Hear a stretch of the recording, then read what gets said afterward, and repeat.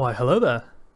Welcome back, one, and welcome back all, to our first episode of Might and Magic Hero 7, or as I'm almost certainly going to keep calling it, Heroes of Might and Magic 7. Man, this game takes so long to load. I apologise for the delay of getting the stream started there after lunch. I hope you've enjoyed having a beverage and perhaps something to eat, and are looking forward to jumping on in to a bit of HOMM7. So as you may or may not know, we've had a straw poll that has been running for the past couple of weeks to see what kind of campaign you guys would like to see next. Because in Hero 7, unlike the other games, there's actually no chronological order for the campaigns, and you can jump into any of them at any given time, which I think is really cool. It's a nice feature that they've added in 7, and we're going to be seeing a lot of nice features that they've added in 7, as well as a lot of crap that we don't like, because it ruins our nostalgic memories of the previous Might and Magic games. But yes, we've been running this stream for a while. I don't mean the stream at all, I mean the straw poll. We've been running a straw poll for a while, and it's now about time to do the grand reveal, which should surprise nobody, let's be honest, the grand reveal of the results for the straw poll. So this was the link, and everyone was able to vote for whatever they wanted to see, what campaign to be streamed next. I'm going to be doing this again next time as well. So at after this campaign, if we ever do complete it, we will come back to the straw poll and see what the next one should be. But let's take a look at those results. And it should, of course, surprise pretty much nobody that it is by far and away the Necropolis is the victor out of all of the campaigns that we should play next. Stronghold got a couple of votes. Apologies to those who voted for the Stronghold. Maybe we'll do Stronghold next because of that. Or how about I didn't vote in this one, but in the next vote that we do on the next straw poll for the next campaign, I will put a vote in for Stronghold to reflect that it came second. I think that's probably a fair way of doing it. So we had a grand total of 8 votes, which I'm very pleased about. I decided that I wasn't going to do a Might and Magic 7 Heroes stream unless I got at least 5. But 8 is better than I expected. So thank you all very much for joining in with this. I hope you found that a bit of fun. Oh, hello Morgan, welcome online. And yeah, we will be dropping into the Necropolis campaign. So therefore, what remains for me to do will be to update our title and game on the stream. As you may or may not know, I am a very big fan of wordplay, particularly pun-related wordplay, and I'm pretty proud of this one. I came up with this while I was eating my lunch. The title of today's stream is "Blask a silly question and you'll get a silly Mancer." There you go, a little bit of wordplay for you guys there. I hope you enjoy that. Anyway, I think are about good to go. So I have rearranged the stream. I think that the way things are laid out, as weird as it looks at first, actually is optimal for the gameplay. But we'll have to see. Just if you have any suggestions or want me to move stuff around, let me know and I'll give it a shuffle. But let us jump on in. So you see, this looks super weird. It'll make sense. It'll make sense, I promise. Welcome back, Gibu. I'm glad you're here. Okay, so we are going to go to the single player main story, and you kind of get an idea as well for the how pretty this game is. I think it's a very, very good looking game. So much so that my computer struggles to do this at 60 FPS while streaming, so I've dropped the stream down to 30. But if that looks really crap, let me know.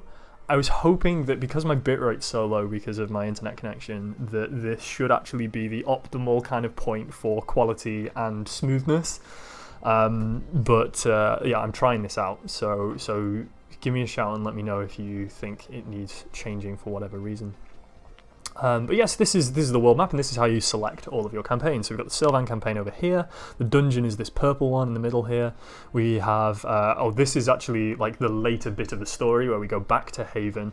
There was the normal Haven campaign here, which I've actually already done. I played through that off stream to see if Might and Magic Hero 7 is any good, honestly, and they fixed a lot of the bugs that they had about a week before release when I played the free beta. So that's good. I've not come across anything game-breaking yet. There are a few things I dislike, but there's actually a lot of good stuff in this. They've added some really cool mechanics and functionality that I do enjoy. So yeah, we'll get to see some of that. We have the Academy campaign down here, and of course the Stronghold with the Orcs, but it's going to be the Necropolis campaign that we're going to be jumping into today. The Knowledge of Sin. So let's see what these people have got to say. How are the audio levels, by the way? Is it a little quiet? Maybe it's a bit too quiet. Just again, if you want to just let me know how those audio levels are, that would be greatly appreciated. The Knowledge of Sin. Here we go. My story, Ivan? I promise, the best is still to come. I say I can't even hear the bloody thing. So. The Necropolis story told by Anastasia. Necromancy has been outlawed in the Seven Cities, and now the purge of the necromancers now reaches the very gates of Albatel, capital city of House Eterna. Something irreversible. We're going to be playing on hard, because I'm a chump, and we're going to jump straight on in. Continue your story. Thank you, please do. That was weird. I'll tell you a story, but I won't tell you what it's about.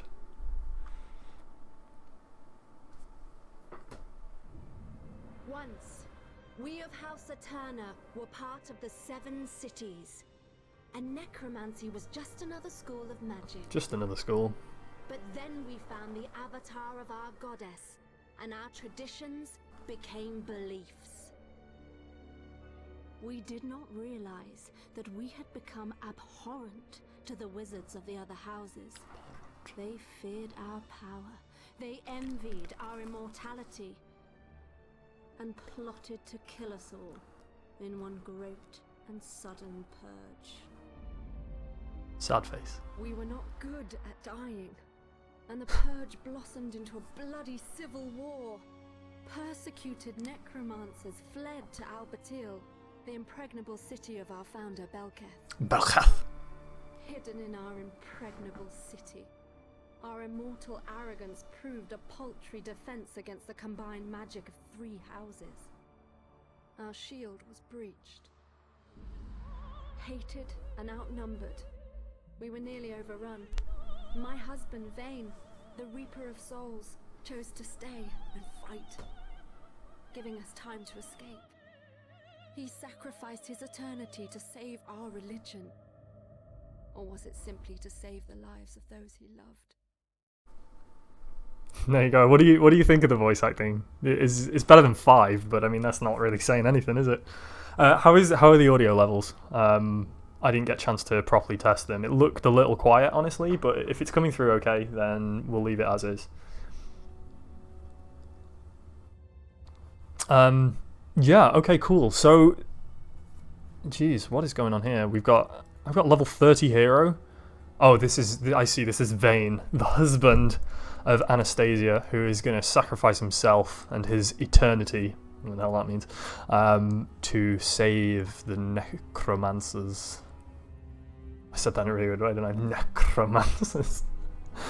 We have Albatel, which is a level 37 necropolis, which is fully developed. It has every single possible building in it. Good lord. You'll notice, okay, she was slightly quiet, but I wouldn't worry about it. You know what? I am gonna turn it up just a tiny bit. There we go. Just a couple of those decibels. See if that's a bit better. Okay, so the first thing you'll notice is this is like a proper tech tree here, right? There is actually progression between each of these buildings, and certain ones have prerequisites, which I think is pretty cool. I mean that is kind of in the other Heroes games as well, but I think they've done a better job of visualizing that in this one, which I quite like. So we have a bunch of everything. Are there any units we can recruit? Yeah, there's loads, and we have like 10,000 gold. It's going to cost us everything to recruit the stuff that we have here. I don't know if that's going to be a good idea right now, but look at this, isn't this lovely? They've also gone back to a 2D kind of style for the towns, which yeah, I kind of like. I think this is nice. I like the lovely, delicious 3D renderings that they put in Heroes 5, for example. But this reminds me more of the older games, so I do kind of like this. Anyway, where is this guy? He's just chilling out here. Oh, is this the town? Well, the actual town itself is pretty small, it looks like. What do we have? We have 5 Grim Reapers that are our champion creatures. We have some Plague Lamassu, who are elite creatures. We got some Banshees, an Archlich, some Vampire Lords. Yes, they've made it back to the HOMM7. The Death Spider. And Skeleton Hoplite, which I think is the upgraded skeletons as well. Are these all upgraded? Yeah, it looks like it. So we have skeletons into Hoplites, ghosts into Banshees, Ebon Spiders into Death Spiders. So what does this replace? Because they were white, weren't they, these ones? I don't remember. Archliches and Liches. Nice. Lamassu. Sure, a new one. Lamassu and Plague Lamassu. Vampires and Vampire Lords. And Grim Riders to Grim Reapers. So this is another kind of feature that I guess is worth mentioning for HOMM7. There are 2 different paths that you can take towards the champion creatures. So rather than in the previous ones where you just have 1 champion creature, and then, like for instance in Tribes of the East, you can upgrade that to 2 different kind of flavors of that same creature. There are actually 2 completely distinct champion creatures, and you can only have 1 of them in your town. So I don't know enough about this tree to actually find where that is. There you go, it's here. So it's this bit. So the Eternal Moon Stables. So we could either build Grim Riders or something else. Is it going to tell me? Yeah, the dragons, that's right. So we could get Bone Dragons, which is a champion creature, or Grim Riders. Right? So we actually had to make a choice there. And that happens as well with some of the buildings lower down. So there's actually way more creatures in this, which I like. I think that's kind of cool. Anyway, what have we got to do? Like, what's the point here? Activate the defense tower, don't lose Vayne or Anastasia, and protect the city of Albertail. Where's the defense tower? Who is this? I haven't really been given much information to go on. This is like right at the beginning, and it's just like, here you go, here's a bunch of shit. Looks like there are some necromancers out on the field, which is great, good. What am I meant to do here? Is this the defense? Oh, there's the defense tower. Use it to breach fortifications, allowing Anastasia to escape. Okay, cool. Let's do that then. On we go. Onwards to glory. To the defense tower of glory. You have enough motion? Well, that sucks, doesn't it?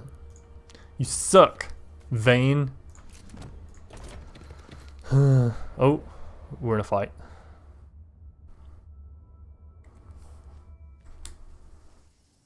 What do we have here? We have some Hoplites, we got some Archliches, a few Vampire Lords, so we win, and Death Spider. So actually I have no idea if... I actually know very little about this game, and certainly the Necromancer campaign.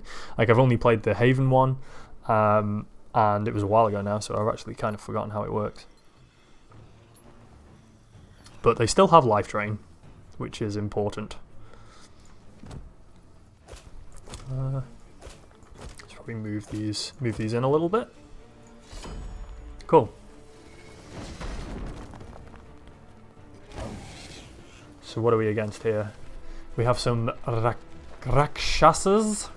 So these are just like kind of fast creatures that are melee. We have another fast melee creature. Are they all melee? Yeah, it looks like it. Oh no, there we go. Some Kabir Masters that have ranged. Again, combat is sorted into rounds, and you can see whether the rounds actually pass over, which is quite good. But you can use your hero stuff at any time. You don't have to wait for your hero's turn. You can use the hero's attack and hero spells at any point on one of your creature's turns. Right now there's nothing I want to do here, so we're going to wait. Same with the spiders as well.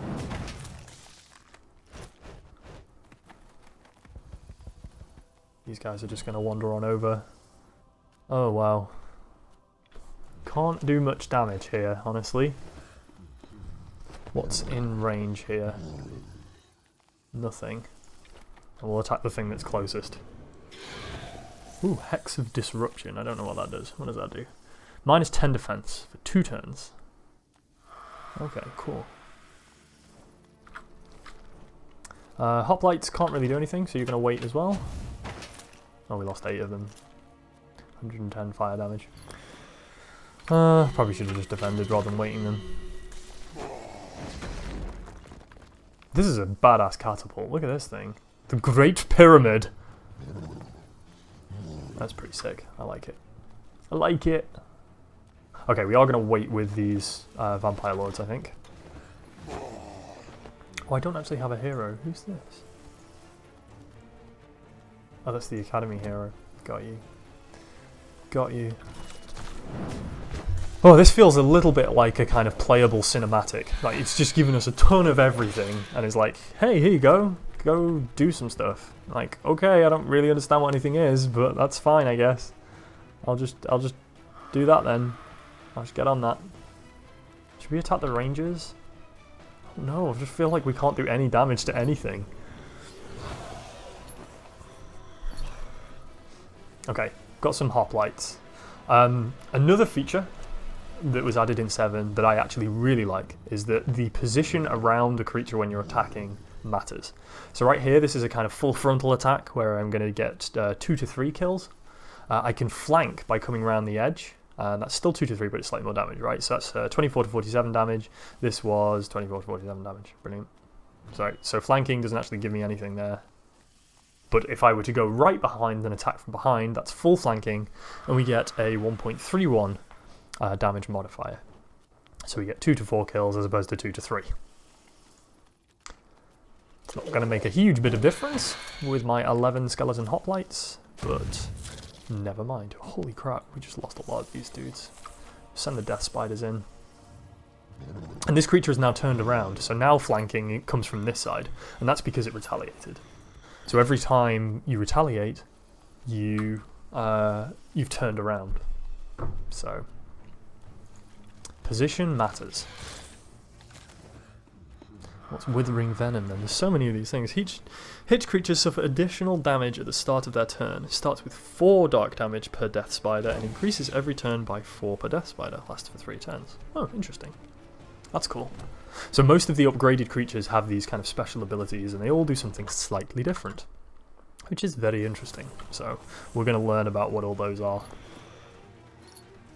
Oh, this is an ability, which means that flanking is decreased, which is cool. Alright, Vampire Lords, you're up. Here we go. This is more like it. Look at the damage here. Let's get them in.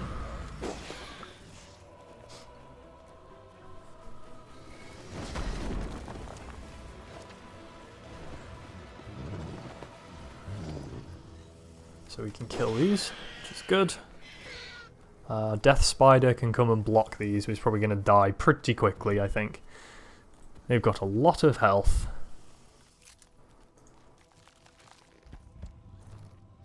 Oh, the Minotaurs attack first. I forgot about that. So when these retaliate, they actually retaliate first. I've seen that before. The creature retaliates before it gets hit.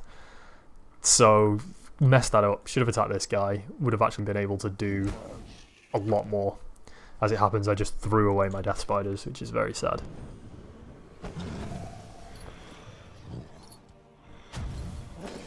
I think we're meant to lose this fight. I hope we're meant to lose this fight, because there is no way we can win this. We are getting wrecked. There we go with the pre-retaliate bullshit. Killed 4 of them when we got 1 back. That's not too bad. Come on, liches.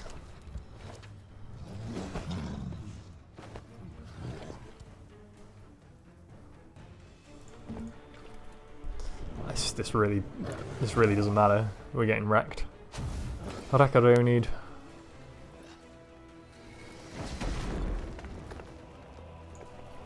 Let's see if we can resurrect some of these Vampire Lords. Oh dear. Not really. Oh, that's them dead.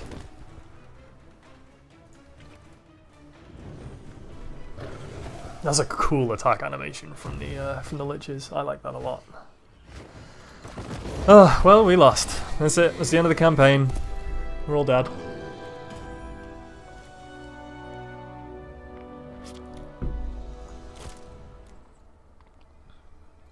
So where actually was that fight? I don't even know. Oh, it must be here, right? Yeah, here we go. This is where they're attacking.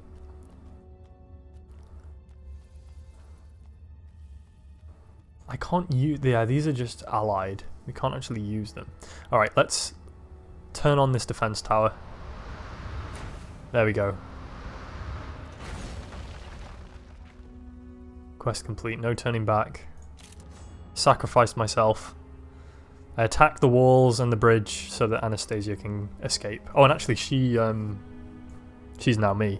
I can use her now. That's pretty good. We got a new quest as well. New quest is lead Anastasia to the secret harbour in the underground ruins of Sarcommand. Okie dokie. So where the jog is that? It's not very clear.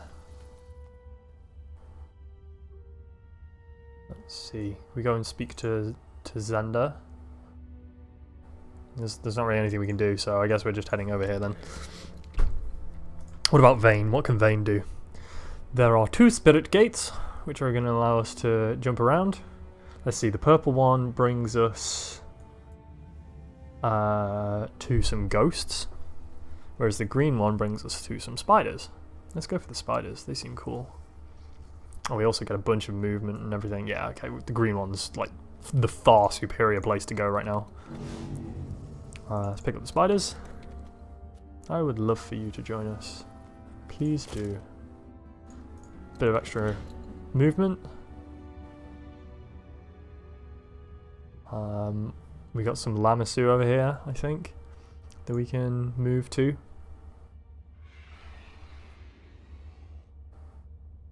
We can come across the bridge and destroy it. I don't know if that's the plan. Let me see. Where are these bridges? Can we destroy them? Can we still get back up to the top to defend the town? Let's see. We can come along this bridge and destroy it, which will block them from going straight up here, right? Which is going to bring them round. Maybe? I don't even know. He's going to repair that bridge in a turn. So I think what he's going to do is he's going to come in and attack this. Like, could we just beat him though? He doesn't have that much stuff. We've got loads of stuff. Why don't we just kill him? Yeah, that seems like a good idea. Let's do that. How are we doing for spells? Are you a spellcaster? Yeah, you got loads of spells. There's 4 pages of spells. Alright, we'll get some spell stuff then.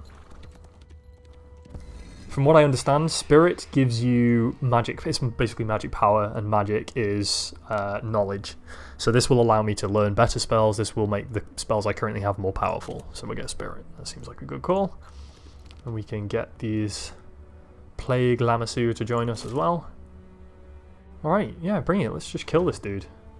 When he comes through, we'll just smash him. Seems like a good call.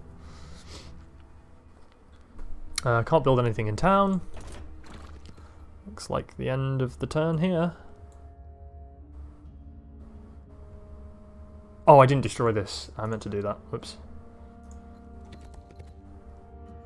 Destroy the bridge. What is this building? Is this a building, or is this just a cool... It's just a cool thing. Alright.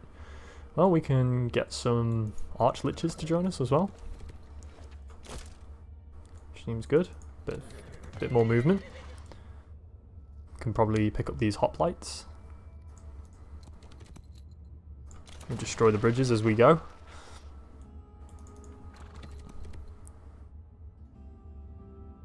That's the exit of a spirit gate, I see. I feel like if we just run around the whole thing, we can pick up all of these super cool monsters. Then come back up here and sit in front of town and then just defend, right? That feels like the right thing to do. Okay, Anastasia, what are you doing? You are gonna talk to Xander. Hierophant Count Anastasia. Asher be praised you escaped. Adam Malik is leading the survivors to the secret harbor hidden in the old Sargaman tunnels. You should join him. Yes, Priestess Zenda. I know the way. Are you not coming with us? No. I can't No. leave while the wizards are tearing Albert Hill apart. I will stay and fight them. To the bitter end, if such is Asher's will. I got bad news for you, Zenda. You are not part of the quest to keep alive. So that usually is an indication that you're going down. What's happening there? Okay, nothing. I can't get back. I think that's just blocking my way, and that's the point. Well, there's only one way we can go, so I guess we'll just keep plodding along. Maybe we can fight this trivial army on the way. Right, they completed the bridge. I should just run back and destroy it again. And just keep oh no, I can't. Once you've done it once, that's it. It disappears. Say, like, every time he builds it, just destroy it again. You can't get to me. Wahaha. We actually can't destroy these bridges, so there is that. Teaches the visiting hero new spells for which the hero matches the requirements. Instant reinforcements, Yilat's Clairvoyance, and Blessing of Arkath. Alright. We learned some new spells. What do these do? You gonna show me? There we go, instant reinforcements. Teleport selected creatures from the nearest friendly town with a town portal to the hero instantly. What's flashing over there? Oh, you can... Oh! Drag and drop to make a spell quickly accessible outside the spellbook. Hey, that's neat. I like that. Cool. Deals 110 to 175 damage to one random enemy target at the beginning of the next combat. That's another adventure spell, I see. That's pretty good. Increases by 20% the chances that neutral armies offer to join the hero until the end of the day. That's cool as well.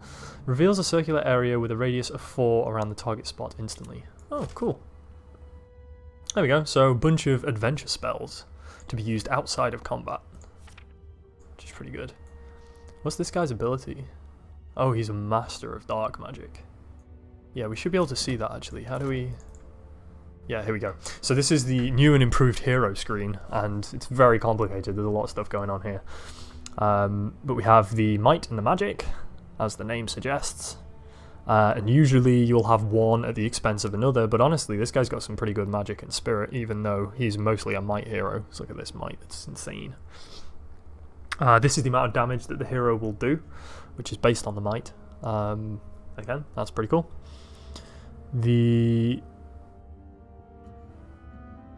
Oh, did I get this the wrong way around? Oh, okay, I did, yeah. So with the magic and the spirit, I was confusing that with arcane knowledge. So the magic increases the power for the other one. The spirit increases the mana and mana regeneration. Okay. There you go, so that's what we missed there. Arcane Knowledge is the one that gives you the different tiers of spells. We've got Leadership, which is Morale, Destiny, which is Luck, and Movement, which is Movement. That's fine. These are the kind of abilities and things that are from us being within this circle. This purple circle here is the area of influence, or the area of control they call it, around the town.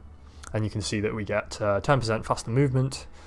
We've got 5 movement until the end of the week because of the stables that we found, 10 Destiny for next 3 combats, 8 Might because we're in this area, and all prime spells of the hero are cast on the next higher rank in the current area of control, which is why we have master level dark magic, which is cool. In terms of artifacts, we've got a bunch of defense, some extra speed, initiative, and some damage. Oh, so this +1 to base damage is actually really cool because that has a huge effect on stacks where you have like many hundreds or even thousands of dudes in the stack, because it's +1 to all of them, so that becomes really good. Windsword Plate is 2 defense and movement 2 flying, which usually have good movement anyway, so that's a bit odd, but whatever. Moon Talisman, magic, and 10 destiny, that's pretty cool. -10 luck to enemy creatures, +2 defense, 90% chance to make a creature incapacitated with the hero's attack until its next turn. That's pretty good, 1 in 5. It's quite high.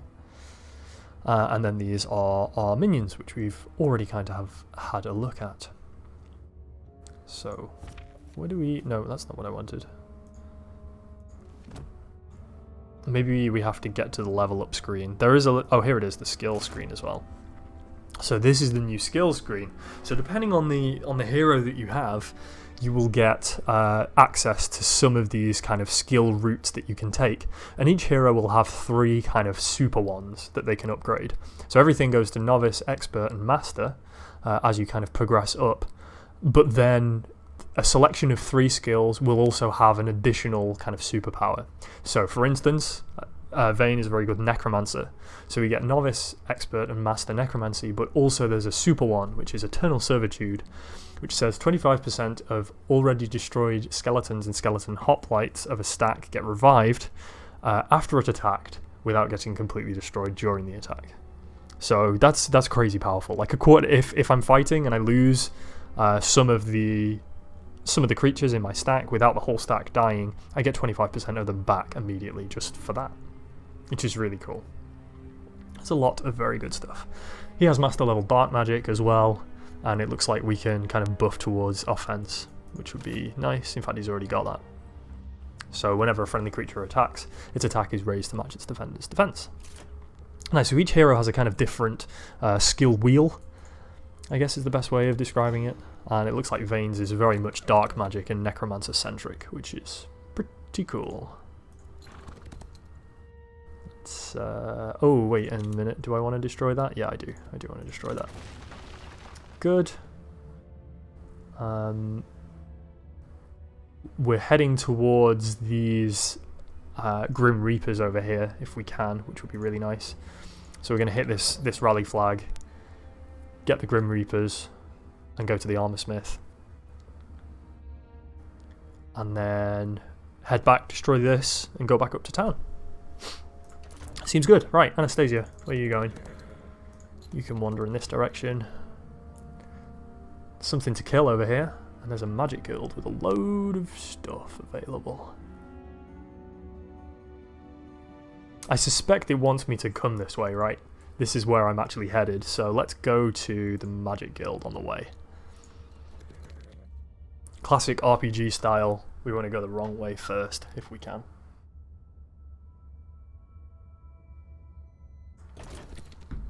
Oh, there's an attack. So again, we have our local guard. So the local guard is actually separate from the army. So every garrison and every town has a local guard. And depending on the buildings that you have in the town, you may get better creatures in your local guard, and you can increase the number of units you have in the local guard as well. And they can't be taken with you. So even if you have your full army, you recruit everything, you put it in a hero, and then you take the hero away, the local guard will still remain in the town. And it's usually just a kind of nominal number, but it means that there's always a combat that you can do. And you can never take units away from that local guard. But I think they get refreshed as well, I seem to remember. So it's like kind of a baseline defense. Again, we are going to lose horribly here. But what I'm going to do is a better job of keeping these liches alive if I can.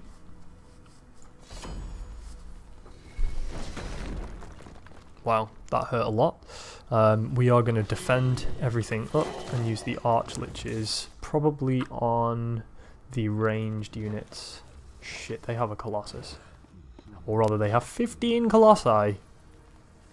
Killing everything. So overpowered. Okay. These things are brutal.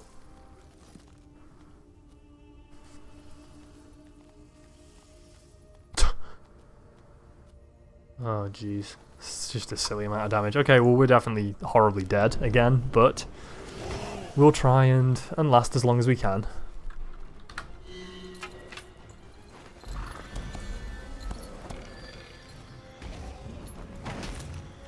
Ow.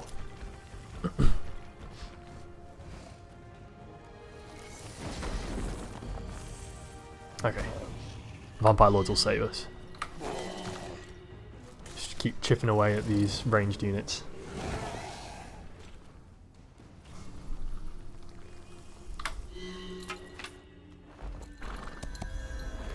Engage.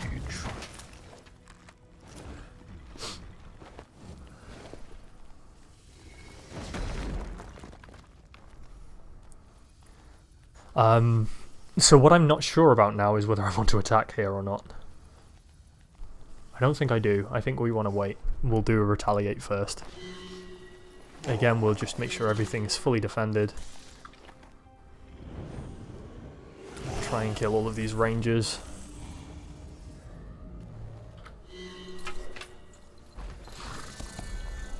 Here come the Colossi. Oh, with good luck. That's not good. That's bad luck for us, obviously. Okay. We can't even touch these Colossi, there's just no way. Okay, so we'll just try and destroy as many other units as we can. It seems to be the best idea here.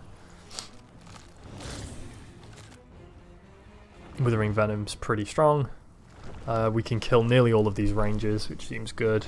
I think we'll do that.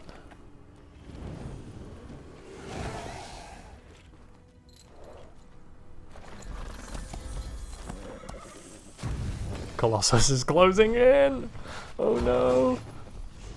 Okay, Vampire Lord's killed that, that's good. Ow. These are strong.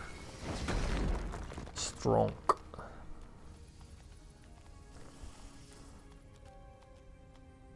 I think we can get a flanking attack here.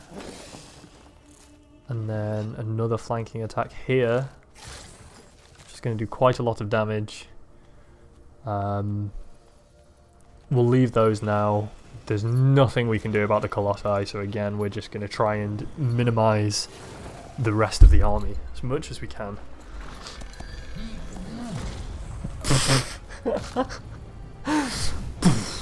An entire platoon of spiders is instantly killed.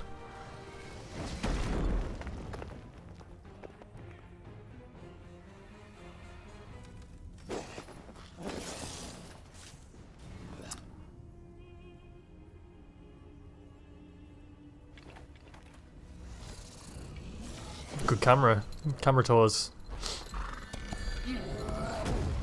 Yeah. Here's a fun idea though. Oh no, I'm penned in. I was gonna say, I think my speed is bigger than the Colossus, so can I just run around? But I cannot, and I'm about to die. So we shall move to behind here. Have a bad morale. Oh, it's not affected by morale, I don't think, because it's a construct. Yeah, never mind.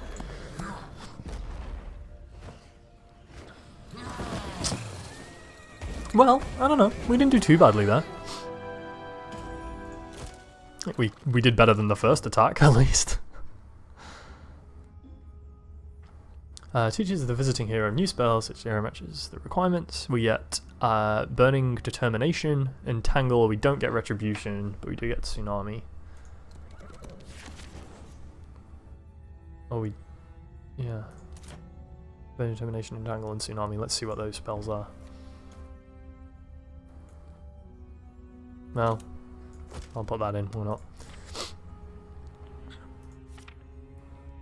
not.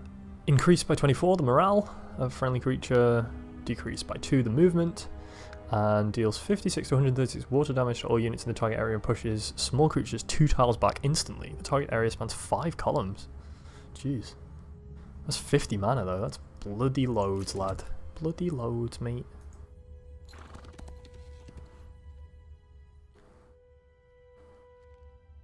Alright, we're going to attack this army. Okay, continuing onwards. Pushing onwards. Hit the rally flag. Pick up the Grimmies. The Grimmy Reaperies. We'll get the defense. We'll get the might. And then... Oh, I missed. It looks like I missed a bit of army there, which is bad. I didn't mean to do that.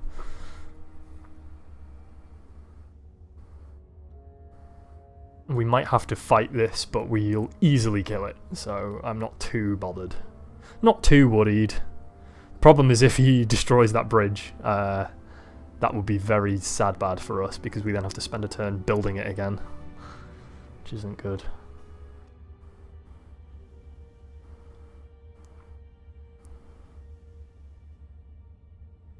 No, I'm gonna cast this. Why not? Might as well, right? It's gonna do a bit of extra damage at the beginning of the turn, which feels like a good call.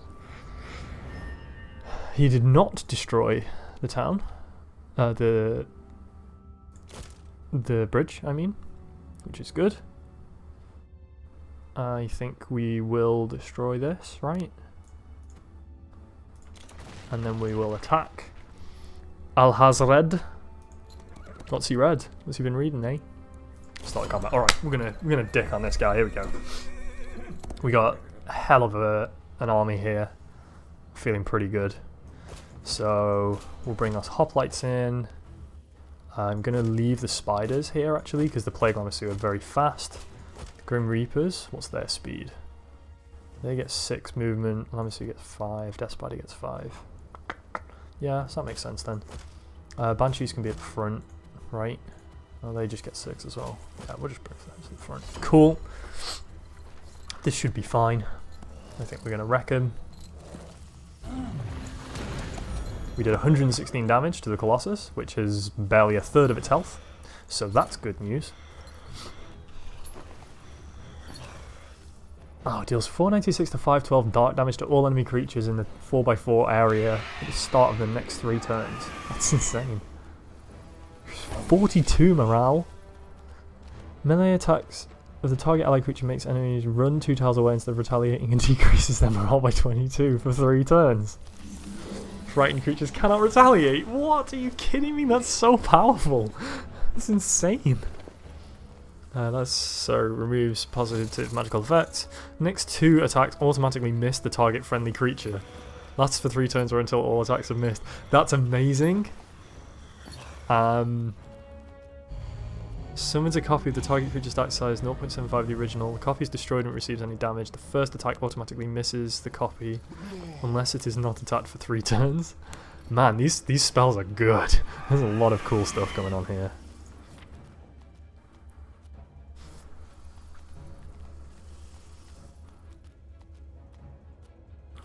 I'm trying to see what kind of things we want. Alright, I think we need to limit this to these master level dark spells, because they're pretty ridiculous. Face of Fear is crazy.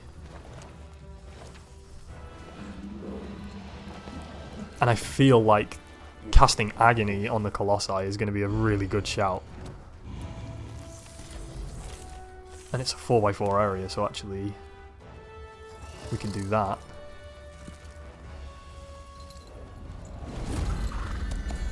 Oh, it didn't work on this one. Is this one invincible to it? The creature cannot be the target of negative spells or effects from any magic school. All magic damage from the enemy attacks is halved. Oh, okay, fine. Oh well. At least we got it on the Colossus. Probably should have cast it up here instead. That's fine. Okay. Vampilordes. Yeah, you're just going to wait, honestly. Grim Reaper, yeah. Yeah, your Plague Spiders. Are these Plague? Death Spiders. Don't need to do anything. They don't need to do anything. They don't need to do anything. They don't need to do anything. Now, we should do some attacking. Do these have an area of effect? I don't think so. No, it's just full range. So the Archlich no longer has that super powerful effect, which is a bit of a shame.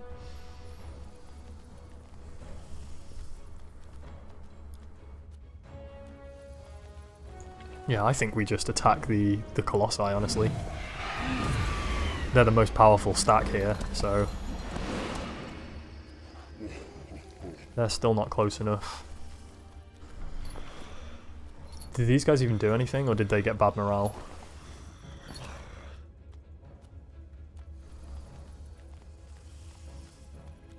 Yeah. They didn't do anything. Okay, fine. Well, we're still just going to wait this out. We'll defend up with everything. Oh shit, son.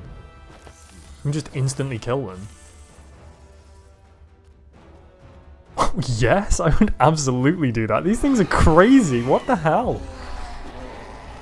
Fatal Strike. What is that? This creature always kills at least one enemy creature if it can deal at least 1 point of damage. Holy shit, Grim Reapers. Madness. Absolute madness. Crazy superness. That's wicked. That is absolutely wicked. Alright. Vampire Lords can teleport around and they can kill these instantly. So actually we win immediately. Right. Nice and easy. Shouldn't even have wasted the mana, honestly. So, yeah. Yeskibu, this is Heroes of Might and Magic 7. The one I was playing before is Heroes of Might and Magic 3, which was from 1997. This game was from 2015, 2016, I think 2015, I think. It's been out for a year and a bit now. There are a lot of changes. Some are positive. Most are positive, I would say. Some are less positive. Or negative, as some might say. Alright. We're looking good. I think we can just get ready to defend now.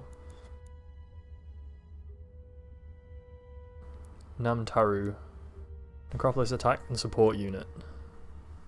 Wait, do we have two ballistas? Is that what's going on here? That seems cool. Yeah, explicit graphics update. Yeah, this is not a user mod. That would be very impressive if that was the case. Okay, so we have far fewer here with Anastasia than we did before, which kind of makes a lot of sense, honestly. Oh, we can't.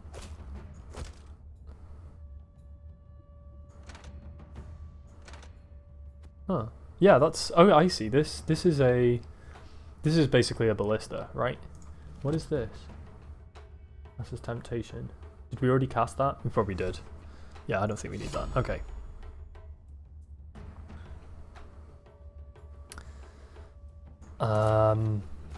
What kind of spells do we have here? So there's a lot of ones that we've already seen. We got Stone Skin. That's a classic. Summon Elementals. Summon 6 random Elementals, which is better than Veins, actually. Start of the next round, combat round, plus 4 of the initial summon number are added. That's nice. Implosion deals 33% of the target creature's total health as prime damage and pulls all creatures within 3 tiles around the target towards it instantly. The effect repeats at the start of the next round as if cast on rank expert. Ooh, that's cool. Teleports target friendly creature to a free position within a distance of 100 instantly. Oh, cool. So, if I had something super powerful, I could just go whoop. So, if there were ranged units, basically. Oh, these are ranged units. Huh. Maybe we should do that then, right?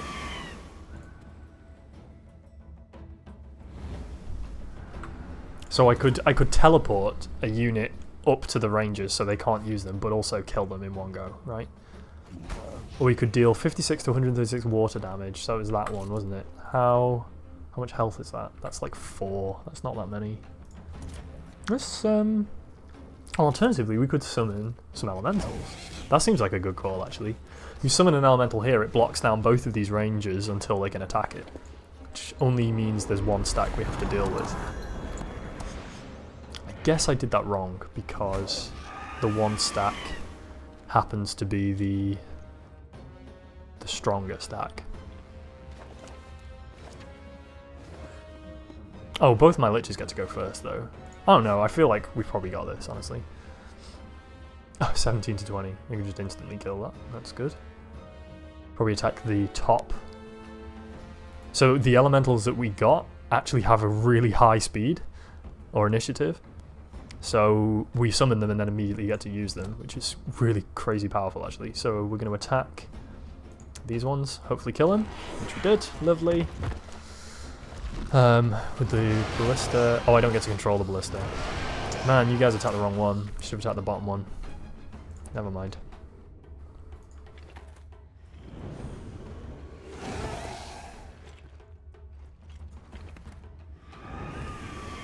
We will have killed nearly all the stack. I think we're going to lose something. No, he didn't get a chance to go. He waited. No, he just didn't go at all. Like, did he skip the turn or something? I don't know, whatever. Whatever. I'm afraid the mini banquet I ate is caught up to me and I must sleep it off. Thank you very much for the stream and watch the rest of the vlog tomorrow. Good luck. Aw, bye bye. Bye bye, Dr. Morgan. And lots of love to you and my brother from another mother, as he likes to say. Good old Yester Quest. Take care, guys. Have a lovely bank holiday weekend. And I'll speak to you soon. Oh, dude. Got some stuff resurrected. We actually net positive in that attack. That's pretty great. That's my favourite to do with the Necro. That's why I'm so glad that you guys voted for this. Makes me very happy indeed. Oh dear. Natalu. Have to attack Natalu. Okay, so it looks like this guy is about to invade, so we are gonna jump on through. Probably just go straight back out and attack him, which we can do, which is lovely. So we'll go do that. Because this is another trivial army.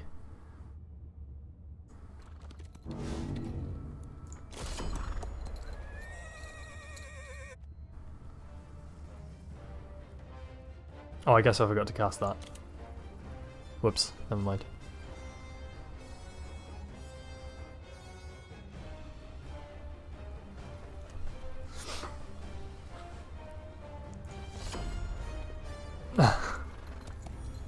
Yeah, that's what it's like to be popular on Twitch.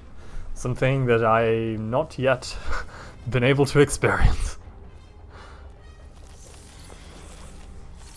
That's why I like small streams. Oh, that's why you're the best, Gibu.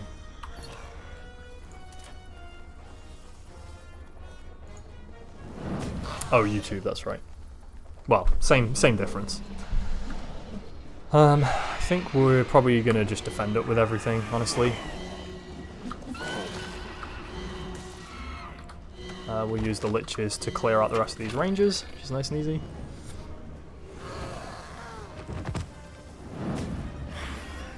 Oh no, we lost something! Killed a banshee.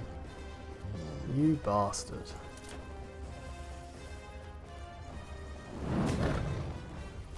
It's okay. I think we'll be fine. Oh, they get to attack first! Why do I keep forgetting this? Ugh. I think we're going to wait, actually, with these, because I think we'll easily be able to kill them if we do. Attack with these. You should stay at this kind of size. I mean, you can go some more. I like being able to interact and do artwork for you. Oh, thanks, Gibu. No, I really appreciate that, mate. I don't know, I think it's every kind of Twitch streamer's hope that they will explode in popularity. But in reality, it doesn't really work like that. Like, it's a huge time investment, and I am not doing this to try and be like a famous Twitch streamer. I'm doing it because I love playing games, and I love chatting to you guys while I play games. Like, I'd be doing this anyway, like right now, if I wasn't streaming, I'd just be doing it off stream. So, I'm not too bothered, but of course I would love to reach as many people as possible. But don't worry, Gibu, you were in on the ground floor. Even if we become super huge, you'll still be fan number one. Alright, so we lost the Banshee and got 19 back, so there is that. We'll destroy this. Okay, looks good. I think... Oh, what I should have done is carried on, actually. I shouldn't have destroyed that. That was a mistake. Never mind. Honestly, it only really delays them. We're going to come back to town, sit in town, make sure everything is recruited, spend all of our gold. It's about to be a new week, so I'll wait. I'll do it tomorrow. And we might as well cast Blessing of Arcath, I guess. Should do that every single fight, there's no reason not to. I appreciate that you like to share. Oh, bless you. Imagine if people will pay to be #1 fan of a channel. Stream online personality. Yeah. It would be pretty messed up. I don't think that has happened before, but I don't know. I mean, I don't get paid for this, but like, I would be willing to send you some bitcoins or something for your artwork if I was, right? That feels like that's not beyond the realms of possibility. I don't know. Being the top fan is hard. You do a good job, don't worry. Okay, what do we want to do here? I think Summon Elemental was like super great, honestly. So I think I'm going to do that again. Do we have, which ones are rangers here? The Apprentice and the Disciple are both rangers. So we're going to summon Elementals right here. Lock these guys down. What do we get this time? We got Water Elemental this time. Which I think is a ranged one. Yeah, it is. Great. Whoops. Ranger on top of Ranger. Never mind.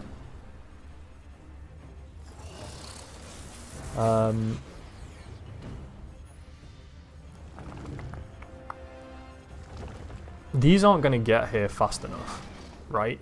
We're going to move forward. That's what we're going to do. So the Disciples are the good ones and the Apprentices are the bad ones. Creature shoots at a target 3x3 area once per combat. Can't be used by the creatures in melee. Whew, thank heavens for that. That could have been terrible. Okay.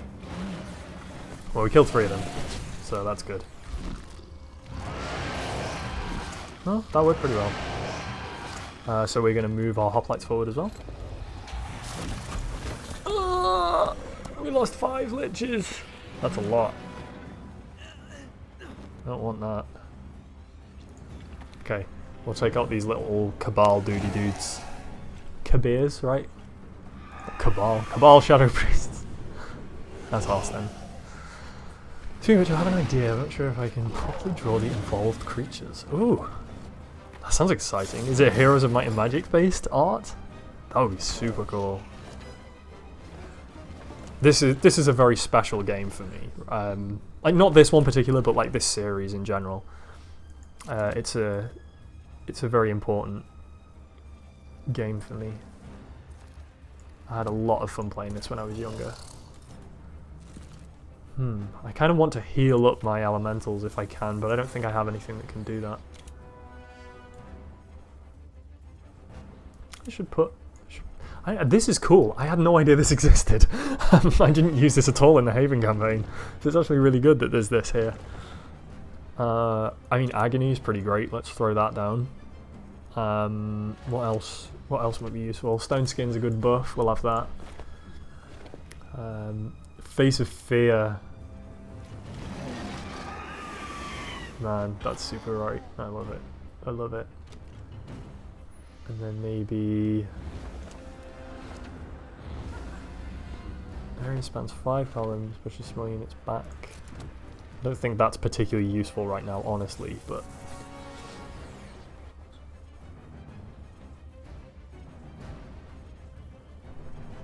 Yeah, so I think, what can she kill?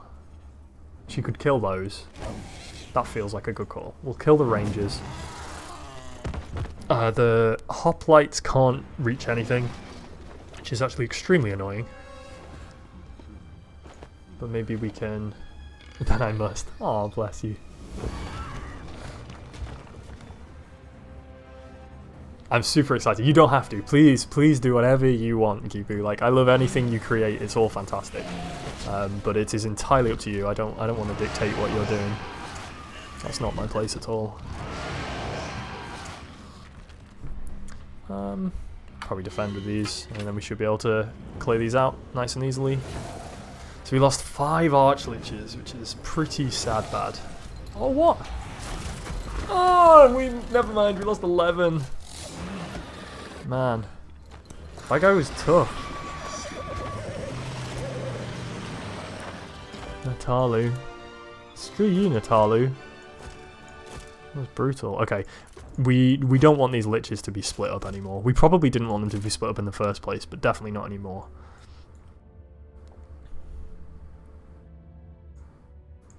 We'll head towards Albertel. No, what's his name? Aldar Malik. There we go. Albertel's the name of the thing, right? All heroes' movement is increased by 5. It's the week of speed. Oh, lovely. Week of going quickly. Alright. Let's get back to town and recruit as many of these as we can.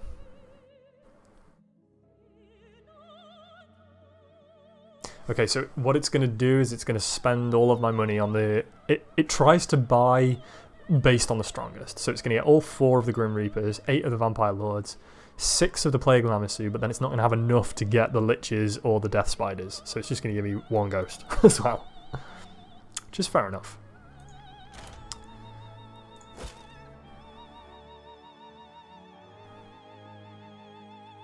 Oh, okay. I need to...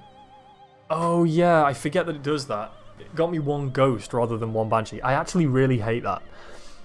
So it couldn't afford a single Banshee, so it got me a Ghost and then is now making me upgrade it for the rest of the gold that I don't have. It's kind of sucky. I don't like that. I don't like that at all. But man, with these Vampire Lords and these Grim Reapers, I don't know what they're going to send at us, but I'm feeling like we can probably deal.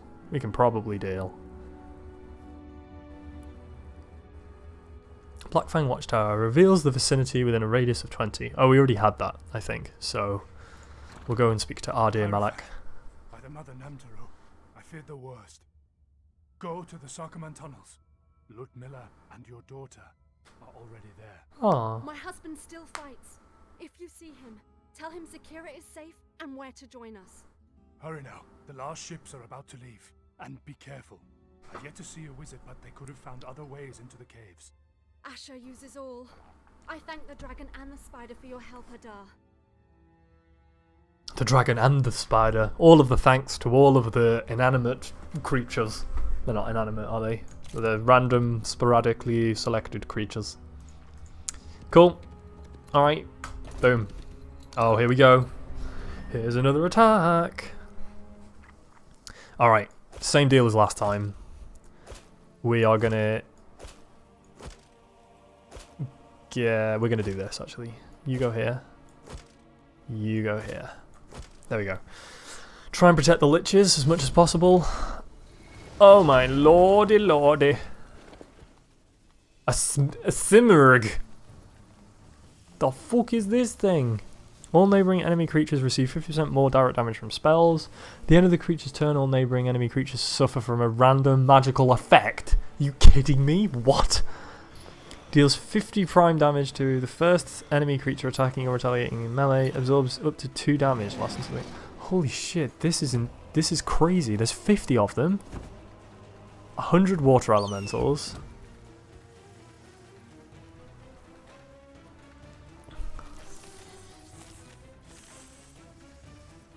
Single creature restores mana. Creature can't be the target of things.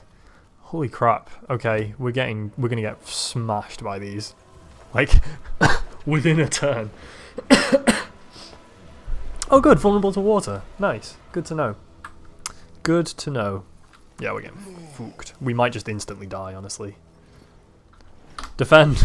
Everybody defend. Wow. What is this thing? I mean, this thing looks badass. Look at that. That is gorgeous. It's like Articuno or something from Pokemon.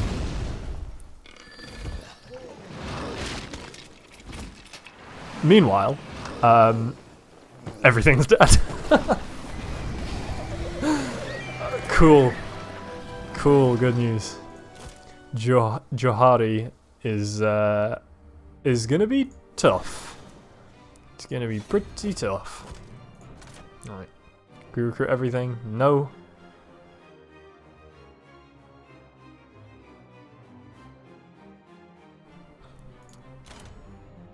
We're getting a little better though. I feel like I shouldn't go and attack him. Right, I feel like that would be bad. My best bet here would be to wait until he gets to here and use the town's defenses as well. Because this town has... What fortifications do we have? Where are the fortifications? I don't even know. Oh, here we go. Fortifications level 1. So, town with walls and a gate. And that just increases their hit points, and that just increases their hit points as well. Where's the attacking buildings? Do we not have any? Maybe we don't. Oh dear. Oh dear. Hello Turtle, welcome back. This game is Heroes of Might and Magic 7, or to give it its proper name, Might and Magic Heroes 7. I don't know why they swapped it around, but they did. So we've been playing some Heroes of Might and Magic today, and this morning I played 3, which is my favourite, and this is the most modern one. It's the most recent Heroes game. It's very good. It's a kind of turn-based strategy game that has world building, like base building elements, I would say, but mainly has like moving armies around and a kind of hex combat thing. You get a feel for it in a short kind of space of time. This is the adventure map where I can move my heroes around. So I've got 2 heroes. I've got this dude here. Let's see. Oh, I hate the camera. It's really bad. This dude here and this lady here. Both lady necromancers. So we are using the forces of death for our own devious means. Yeah, so this is like the adventure map. We can build stuff in town. So there are different buildings that we can build, and we can recruit more army that we can have for our heroes. And then there's a combat phase as well, which I imagine we're going to see very, very shortly, as soon as we jump in. Yes, I love death. That's how I imagined you saying that. Yeah, the Necro are always my favourite, like, kind of faction. Sarkland, once a beautiful city, built by the ancient Shantaries, buried under the ash and scoria of volcanic detritus, fighting desperately not to be forgotten. But all things die in the end. Some just take more time. Oh, she's so cheerful. She uses some long words as well. She's like a poet. She's a necromancer bard, I think. Okay, we can get some XP, so we're gonna get some XP. Yummy! And then she's done. Her movement is done for the day, so she can't move anywhere else, so that's that. I guess we could... No, that's until the end of the day. We don't really care about that. Vane, what can you do? Very little, honestly. We're just going to... Oh, we still have no money, so yeah, there's nothing we can do here. It looks like we got a new quest, though. The secret harbour, we have to reach the ship. That's what we're doing next. Oh, I can't hear you because my brother's friend is playing some loud music. Oh no, I'm so sorry. That sucks. It must be loud music. That's not good. Okay, nothing we can do. This guy has a crazy, crazy, horrible army. In fact, it says deadly. I don't think we can kill him. Even in town, I don't think we can kill him, which I'm very worried about. Well, he has to... So he has to destroy this bridge. Wait, sorry, he has to build this bridge and then come across it and build this bridge. So that's 2 days. Actually, this one. It's like 3 days. He's 3 days away. This isn't good. Yeah, so these are the bad guys. Johari, and he has got some... Like, he just smashed through this garrison. So I had a very, very small number of units here. The point of this, I'll give you some context. This is the very first mission of the first scenario of this campaign, and they talk about the fall of the necromancers. So this is the necromancer capital, Al-Batail, and it becomes under attack because the wizards decide that necromancy is not a school of magic that people are allowed to use. So the wizards decide that they're going to wipe all of the necromancers out, and there's this horrible kind of magical civil war.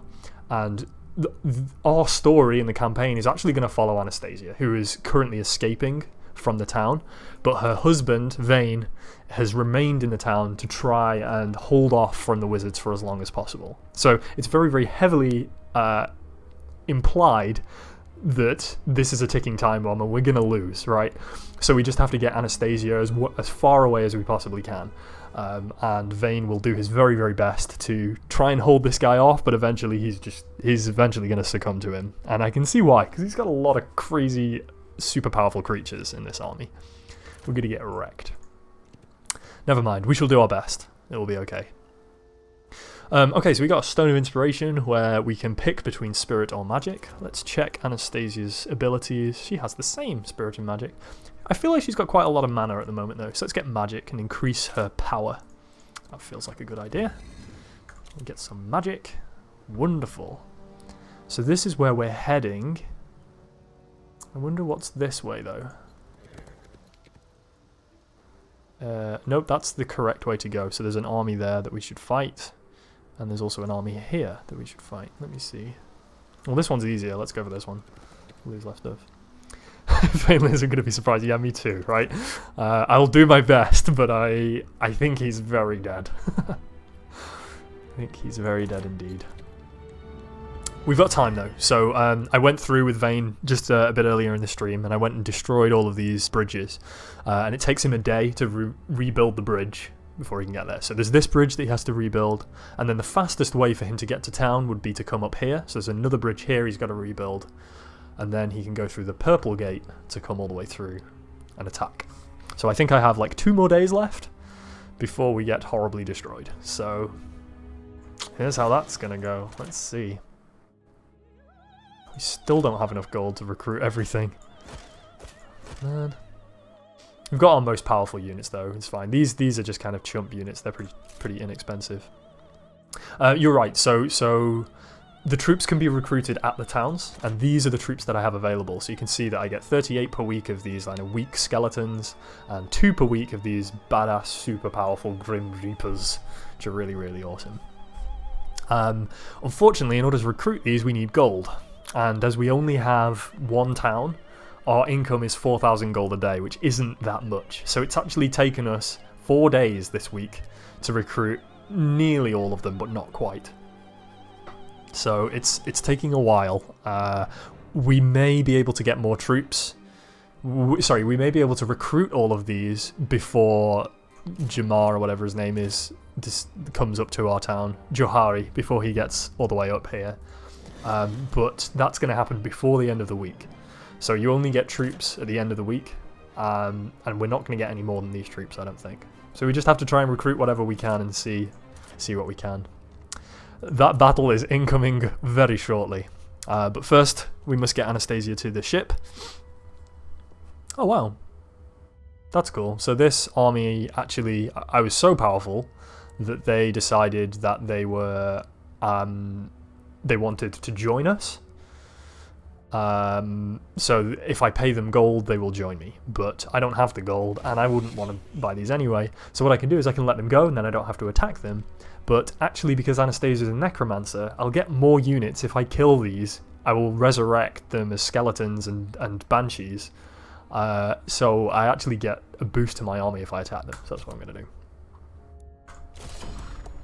So this is now the combat phase. So you'll see the world changes to this kind of hex-based combat. Yeah, kill them. Kill them all.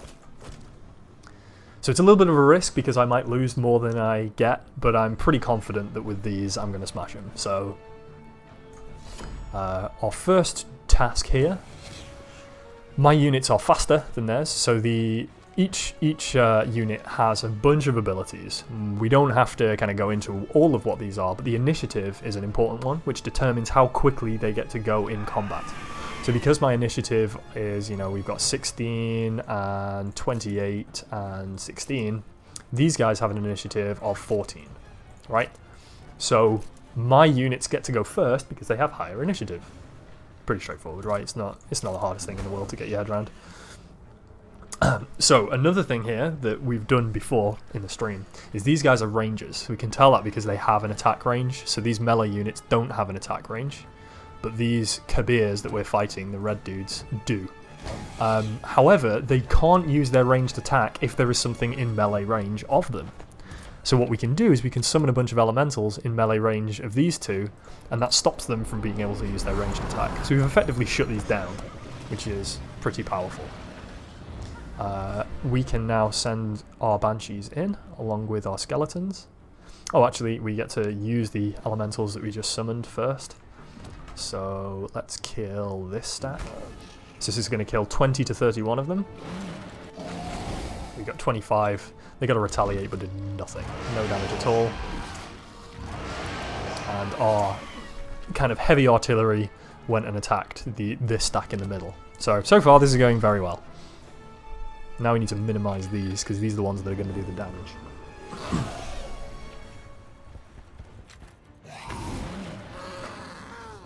Right, that's those dead. Excellent. So I'm pretty sure this stack of 8 is going to get killed by my 10 water elementals really, really easily. So what I'm going to do is I'm actually going to use my hero's attack now. So once per round, Anastasia is going to get a chance to do something. So she could either cast a spell, which costs mana. You can see my mana down here. I've got 110 left. Or I could just attack directly. I've already used some mana, and honestly I don't think I need to use any more mana to kill these guys. So I'm just going to attack. We're going to hit these guys. Killed 7 of them, so 17 left, which we can easily finish off with these Banshees. I'm glad you think it's cool. I think it's cool too. I love this game. Alright, and then the final 8 get killed by the Elemental. So, because we shut down those first 2 stacks of Rangers, we actually lost nothing at all, and they lost everything. So, that's a good win, but because we're a Necromancer, we actually get a bunch of stuff. We get to raise some of them as well. So we get another 6 Banshees and 9 Skeleton Hoplites as well. So we are net positive in that fight. We attacked some stuff and ended up with more stuff than we had before we attacked them. So that was why we attacked them, and that was a good thing to do. Okay, so can we get to the... Oh yes we can. So if we come this way, we can get to the ship. This game is cool as fuck. I'm glad you like it. If you're interested in seeing some of the so this is the most modern version. It's only from I think 2015. The Heroes games have been around for years and years and years. And earlier this morning I was playing Heroes 3, which is from 1998, I think. So the graphics are very different, but the gameplay is identical. It's like the exact same. This game is actually overpriced for what it is, honestly. But Heroes 3, if you want to watch the VODs, so you can either look on Twitch up here in the videos to see some of the VODs, or if you scroll down on the channel page, there's a link to the YouTube channel, and all of the VODs are on the YouTube channel. You can see the Heroes 3 campaigns, and I think that game's like $5 for the complete with all 3 expansion packs and everything. So that one's cheap. This one in particular is more expensive because it's more modern. But it's up to you. If you've got the money to spend, and if you like this, then go for it, right? Blask, what's your opinion on 3 versus 7? 3 for the win, always. 3 is a very special game to me. It has a lot of nostalgia associated with it. Like, I played it when I was young and loved it, so I would always say 3. However, 7 is very good. It had a lot of problems when it was first released. It had a lot of bugs. But I feel they've fixed them now. How much money is it? You know what? Let's find out. Just give me a second.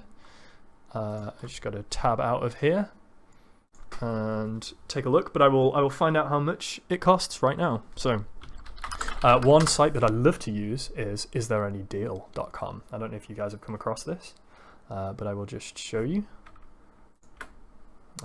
Here we go. This is a wonderful website where you can type in the name of the game, so Heroes of Might and Magic 3. And you can see if there are any deals on at the moment and how expensive it is if you wanted to buy it right now. So if we look at Heroes of Might and Magic 3 Complete, don't get this. Heroes of Might and Magic 3 HD Edition is not good.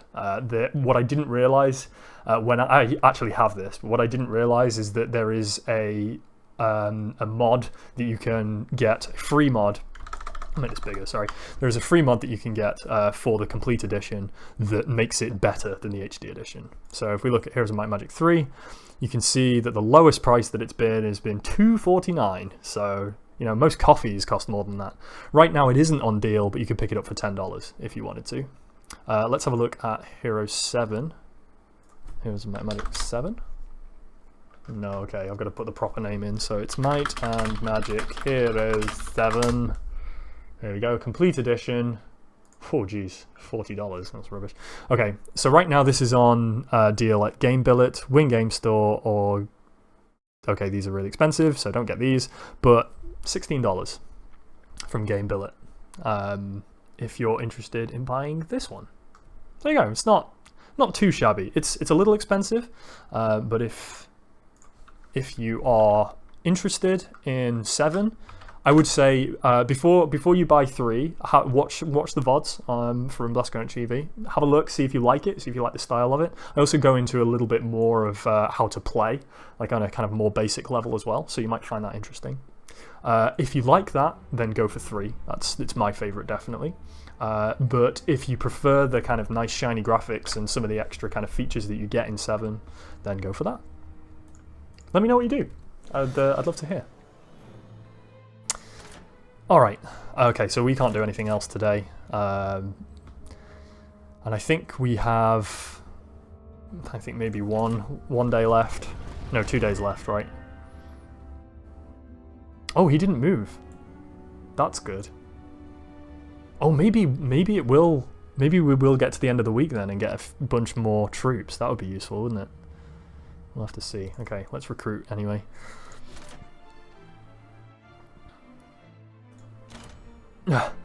Still not quite. Still not quite got enough money for everything. We're getting close though. We are getting close. Okay, Anastasia, how are things going? How are you doing, girl?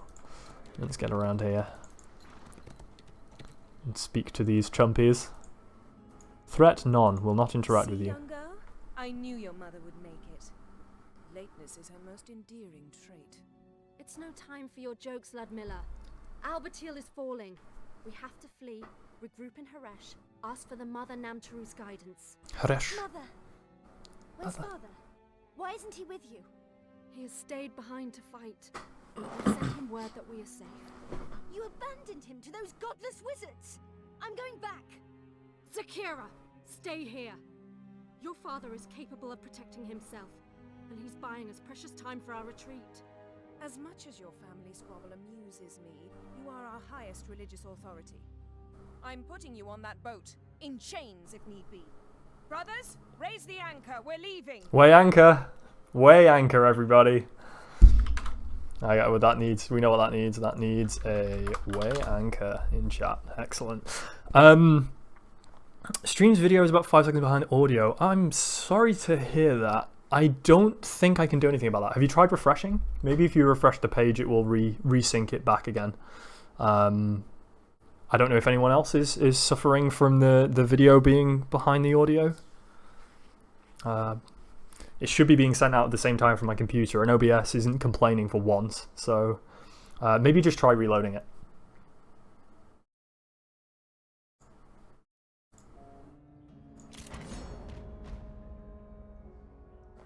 There is an innate delay in all Twitch streams, unfortunately. So when you type something and it goes through to Twitch, the way to measure that delay is when it appears on the stream. That way, over there, over on that side. That's the delay of the stream. That's completely unavoidable. That's about as fast as you can possibly get, I'm afraid. Yeah, I mean, so I'm sat at my computer and it goes out into the world to the Twitch servers. That takes a while, and then it goes from the Twitch servers to your computer. So 15 seconds is actually pretty good, considering it can be beamed around the world. Rendering, processing, delivery, encoding, decoding. The wizards attacked It's complicated. again and again, like angry waves beating down upon a lonely reef. When he fell, Albertil fell with him.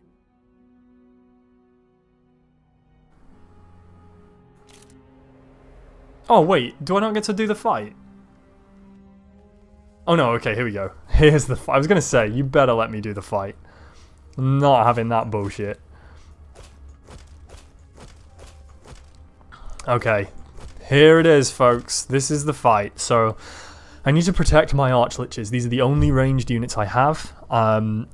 So I don't want anything to be able to get into the melee range of these. So to do that, what I'm doing is surrounding them by stronger units to make sure that they can't just instantly get picked off. These are very, very fast units, but I guess I don't want to group them up, actually. If I can split them up, that would be better. but not here. I can't split these up. I need to keep these together. But some of their creatures have the ability to do like an area of effect attack. So that's kind of unavoidable here. Right? Is that kind of unavoidable here? Yeah, something would have to be near something else. There's not any way I could avoid that.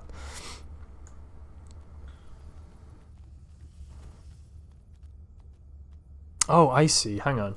So here's my local guard as well, right? So I have my army and the local guard. Right now, I'm not using these banshees because it's giving me 10 Lamassu from the local guard. But honestly... Oh, Unit Nan. There you go. I found a bug, everybody. Page fault in non-page area. Beep boop.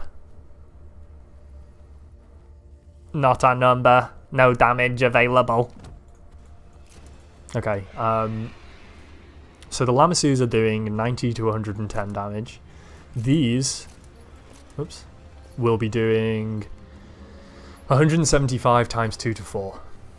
It's just way more, right? It's just way more. So we'll get rid of those and put our banshees in instead. And now, actually, what we can do is split everything up. Nearly everything up. Not quite everything. So these can be moved into position to protect the liches if we need to. But right now, the only place that can do area of effect damage is over here.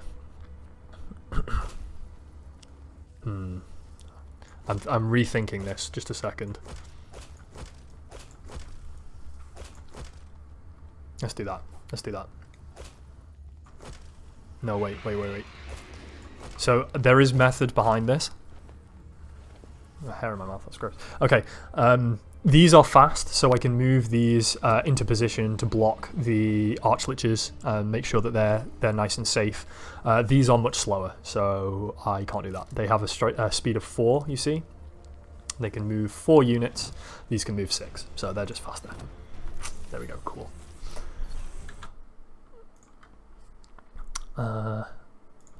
I heard pause on pause actually fixes some issues on Twitch recently. Not all of them. Buffering stuff has been a matter of pause on pause roughly 50% of the time. Yeah, that's cool. Yeah, it's like connections and stuff. It's really complicated, live streaming, so they do a really good job. I like Twitch a lot. Okie dokie. Here we go, folks. So they have 2 catapults to just try and destroy the walls. But then I have some towers, some siege towers as well that are going to help. Okay. We need to use some of these super awesome, powerful spells that we have. So Agony is a very good one. That's going to deal about 500 dark damage to all enemy creatures in the 4x4 area at the start of their turn for 3 turns. Whew, that's a lot of stuff. But I really, really need to deal as much damage as I can to these things. You know, we got some powerful rangers. These things are really, really strong as well. Oh, these are rangers as well. So many bloody rangers. Not too worried about the Jin channelers. They do a shit ton of damage, but they're melee. So I have time before then. These Simurgs need to die a lot. So we're going to Agony these. Wait, before I do that, I need to check. Which ones are invulnerable to magic? No, it's immune to water. Magic touch. That one's immune to prime, I see. Okay, so can't be attacked by prime spells. That's fine.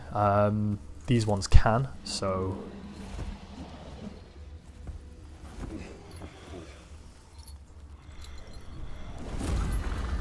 Agony, 5 deserted and 2 deserted. They ran away. I didn't know you could do that. That's awesome. Right. So, now we're using our Vampire Lords that are all the way down here.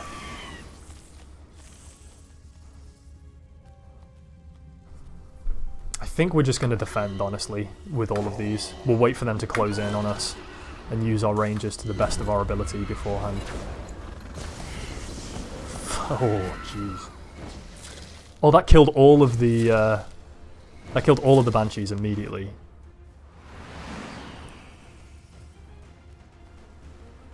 Holy crap. We got wrecked. That was really bad. Okay. It's fine, we're in this. Okay, so I don't think they have any area of effect now. They've got that chain bouncing thing, but that's sufficient to bounce more than one blob anyway. So I'm going to move my Plague Lamassus up. I'm going to move them up to here, so then we can attack this stack when they get a little bit more in range. These guys can't do anything, they're just going to tank some damage, so I'll just move them forward a little bit. And here are our liches. Okay, so I think that attacking these is probably the best bet. These do 4,000 to 5,000 damage. These are doing 1 to 2,000, which is fine. They're doing 1 to 2,000. They're doing a lot, but again, they have that debuff. So I think that we attack the Kabirs. Take them as much as we can. 168 killed. That was a pretty good shot. Well done, guys. Wow, that was a horrible spell that did a shit ton of damage. And then we lost a load of skeleton hoplites, and then they all died. Good. Lost 3 of those. That killed them. Thankfully, our Grim Reapers are still alive. But we are in a bad way here. I don't think there's any way that we can deal with this. Do we have... Can we summon some elementals? Maybe just to distract them, right? If nothing else. That might be a good call. Okay, we're gonna send the elementals in. We're gonna send them in here because that puts them in melee range of both of these ranged units. They might instantly die, but that's okay because if they're instantly dying, they're wasting their attacks on some stuff that I just paid mana for, right? That feels like a good idea. Throw the cheese. Off you go with the cheesies. Okay. I'm going to bring the Vampire Lords into the fray a little bit, and I'm going to do that by moving them to here. I don't want to move them too close, because if you look at this guy's motion range, he can come all the way up to here. So if I moved him here, he would be in attack range. Whereas here, he's not quite. So I'll put the Vampire Lords there. The Grim Reapers, while this... It looks like...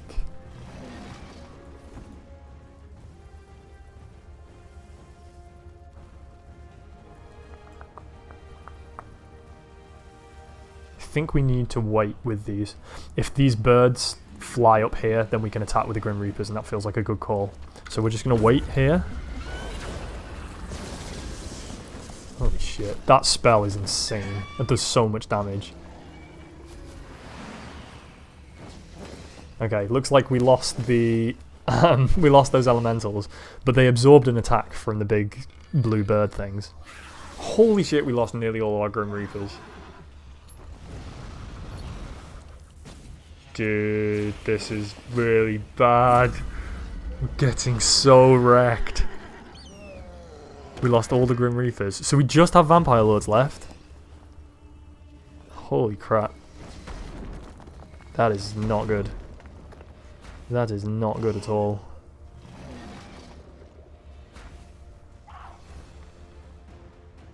Last chance for hero action. Yeah, no kidding.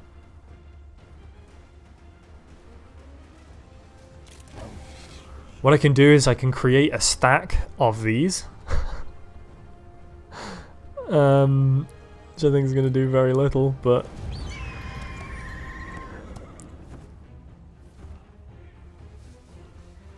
It allows me to do kill 10 to 14 of them. Oh, we killed 20 of them, that's actually loads. And it's now used its retaliate. I have a phone call. We're going to have to take a quick break after this fight, but we'll finish the combat first. There we go, that's the combat finished. We got wrecked.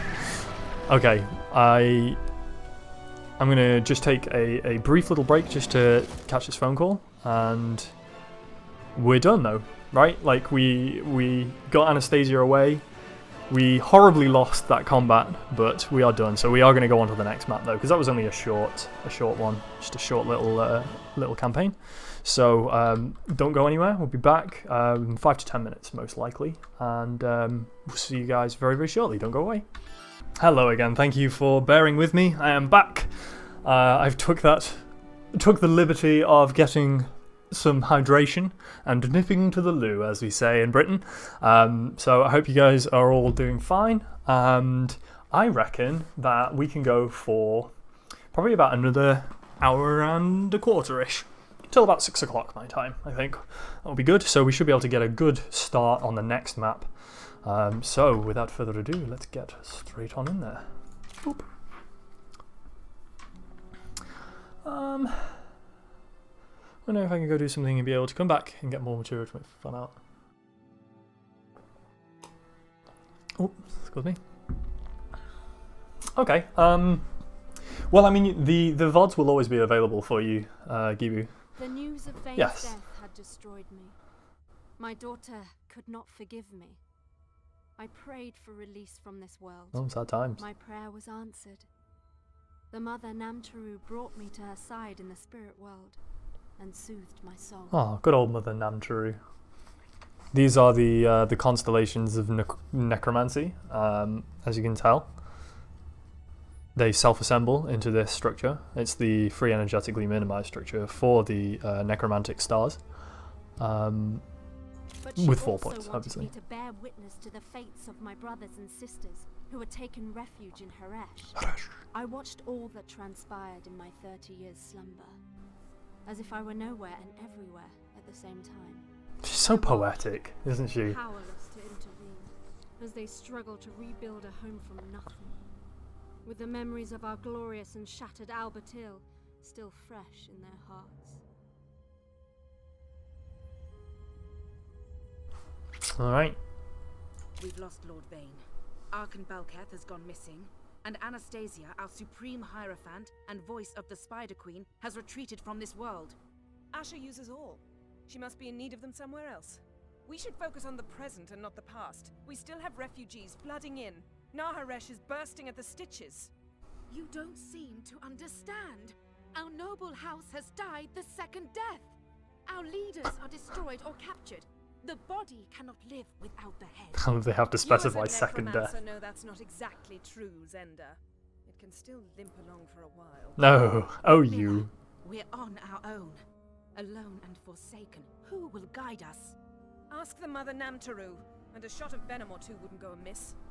Her temple is not far, in the Canyon of the Eternal. Your words ring true. It is time for me to take the transformation. In my heart, I knew this day would come.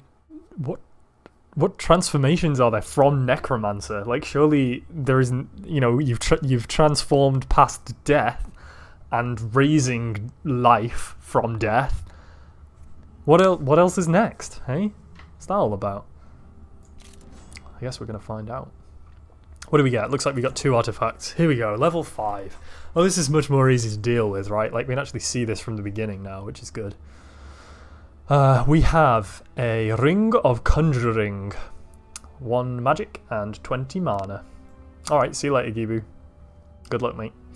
And the Master's Grimoire, which is giving us +4 spirit. So, obviously this is going to be another magic-based hero, which is good, because we like those spells. We have 10 skeletons, which is jog all. Very little indeed. It looks like we do have a town, though. We have Naharesh. That's a cool name for a town. Oh look, it's so empty compared to the other one. There's nothing here. Nothing here at all. And we have a graveyard where we can get some more skeletons, that's good. But we've got no money, so we can't do jog. Alright, we have a village hall, which gives us 500 gold a day, and a town hall, which is 1,000 gold a day, so we should have an income of 1,000, okay. So that's bad. Is that badly? No, I guess not, because you build the town hall on top of the village hall, right? So it is still only 1 building, so I guess that does make sense, but still. We can get the Namtarus, which are the ballistae, basically, and we have the graveyard, which gives us skeletons. Nice. Man, that music's good. I like that a lot. It's really cool. Alright, excellent. So, we'll send her... I guess there's not much... Is there much point in sending her into town? I don't know, one thing that I want to see is I want to look at her skills and see if she has any governance skills. Alright, so her ability is Chosen of Death. When a friendly creature is destroyed, all other friendly creatures get +5 attack for 3 turns. I don't like that. That involves me having to lose stuff first before I can win stuff again. But she does have Necromancy, and she has Eternal Servitude as well, which gets from the Master Necromancy, so we're going to climb this skill tree. That's going to be pretty good. What else did she get? Dark Magic, kind of expectedly, and Offense. So actually it's the same as Vayne. She has the same kind of stuff as Vayne, which is cool.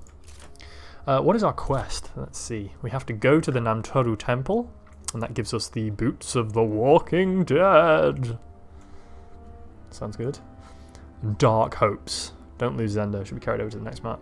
Protect the city of Naharesh from any harm. The surviving leaders of the Spider Cult must not be defeated. Alright. We're looking for that then. That's where we gotta go. So, let's see what we have here. Is this owned by us? No. Yeah, we are green. Okay. So, these things, we have an Acropolis core dwelling, and we have a sawmill, and we have neither of these right now. So we're going to head over there and capture those. I think that makes the most sense. Ooh, I don't like the camera like that. There you go, I like it like this. That makes it easier to see what's going on. Okay, so yeah, we'll go this way, I guess. We have no gold, so we can't do very much. We got the sawmill.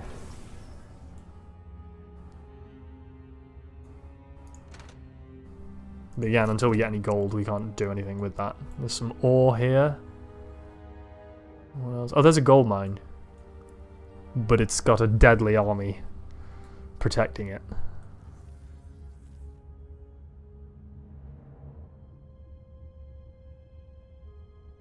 Oh, and this is a gateway to the underground. Hang on. So, yeah, located below Naharesh, the Namtaru Temple is reached through the Canyon of the Eternal.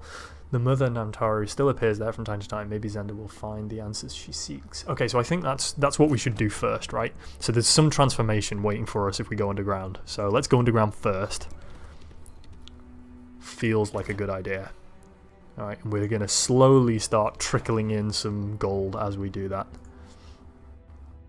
So because we got a sawmill as well, we're going to get some wood. We can build in town once per day. So here are the choices that we have. So the green buildings are the ones we can afford right now. We could... Oh, this is kind of what I was talking about before, right? Where you get to pick one, and in building one, you can no longer build the other. So here we could increase the number of skeletons or hoplites that we get. But if we do that, we can't increase the number of ghosts or banshees. Okay. We could get a marketplace, which is going to be useful because that's going to allow us to... trade out some of the wood that we're getting for other stuff that we don't have yet, like gold. That might be an option. These I don't feel are that important right now. So we can negotiate with neutral armies to get a chance to recruit them, or we can cast higher level prime spells. Right now I'm more interested in getting these creature buildings, and for these we need ore, and we don't have ore, and we don't have a way of getting ore. What is our wood? We get 2 per day, so actually we're not far off the spider nest, which is nice. We'll remember that. But for now, I think a marketplace is going to do us the best. It's going to give us the best bonus. So we'll get the marketplace. Lovely. Alrighty. Come on then, Zenda. Oh, was that some... What is that? Is that something I can pick up? Is that some gold? No, it doesn't look like it. Alright. Come on then, Zenda. Down we go. Not enough movement left. Well, screw you.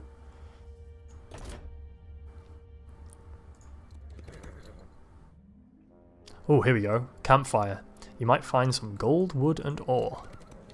We did indeed. We found a little bit of gold and a little bit of ore. Oh, and there's some more wood over here, which is good. That is a deadly army that will kill us horribly. That is a deadly army which will kill us horribly. So we're going to have to ignore these and just carry on. What do we have here? We have a Vial of Venom. Vial of Venom from the Mother Namtaru herself. It could turn a lich like Zender into a rejuvenated vampire. Ooh. Could it now? That's a kind of transformation I'm interested in. So, with our newfound ore, what we can do is we can upgrade our graveyard so we can get skeleton hoplites. It's okay. But I think, honestly, let's build a spider's nest. Let's get some ebon spiders. Because those things are pretty powerful. They, you know, they got quite a lot of health, 28 health. 3 to 5 attack isn't so much, but it's not too bad. It's not too bad. So we will get a spider's nest. And that actually allows us to recruit 10 already this week, which is nice.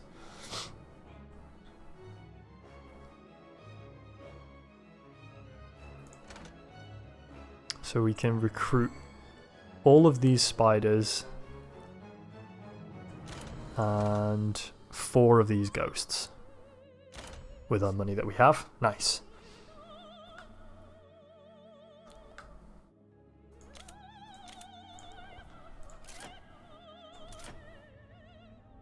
So for those who are already versed in Heroes of Might and Magic, how do I go up? There we go, toggle layer. A little bit different, the idea of this kind of area of control that you have available to you. So the dwellings, unlike in previous games, the dwellings you would have to go and recruit the units at the dwellings, and then in some of the later ones you could have caravans, and the caravans allowed units to travel to different dwellings. The dwelling now adds to the town, right? So the town is kind of like, this is downtown, and these are the suburbs, right? But because they're in the same area of control, capturing this core dwelling has allowed me to recruit things directly into the town, so I don't need a caravan to get here, which is good. That just comes straight into the garrison. If not every area of control has a town in it, some of them do have these kind of dwellings, in which case I would need a caravan to bring that to a specific town. But this kind of region around here that you can see is in green is the necropolis area of control that I have around Naharesh right now. So yeah, it's like a subtle difference, but it's good. I like it. It makes a lot of sense to me. Zenda remembered a dream she once had as a child. The mother Namtaru had come to her and told her she would one day have to make a choice between life and unlife. Now was the time. She entered the temple, seeking answers, but the inner sanctum was empty. The mother Namtaru spent most of her time in the spirit world and rarely visited Ashan anymore. There we go. Doesn't come to visit anymore. Oh. Wait, what? Oh, I see. Moving stuff around, are you? Deadly will join for free. That's what I like to see. Also, how is she picking between life and unlife if she's a lich? Right? She's already picked unlife, surely. There's some things I don't quite understand. But never mind. We'll get these spiders. Oh, what? What are you doing? Come back, you little spider bastards. Eh? What's that all about, eh? Only the chosen one can tame the spider. I don't know what's going on here. This is weird. There's plenty of obelisks, though.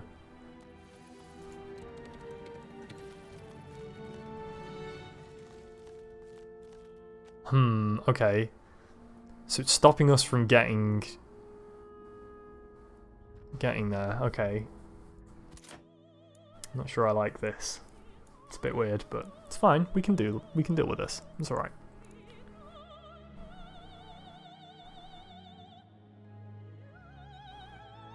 We are not gonna get crystals for a long time. What are these called? Dragon blood crystals.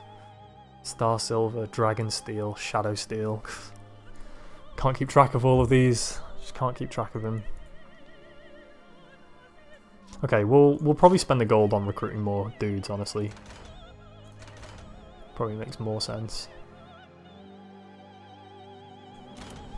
Right, nice. I'm going to use this obelisk, I think.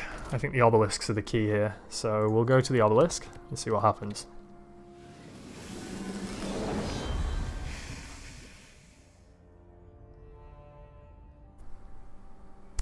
Okie dokie.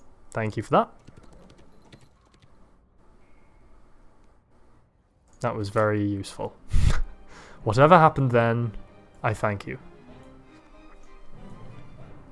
So that needs crystal. So what can we do here? So with every building that you build as well, the town goes up by a level. So I can't get the city hall, which I'd like. That's really what I'm aiming for, until town level 9.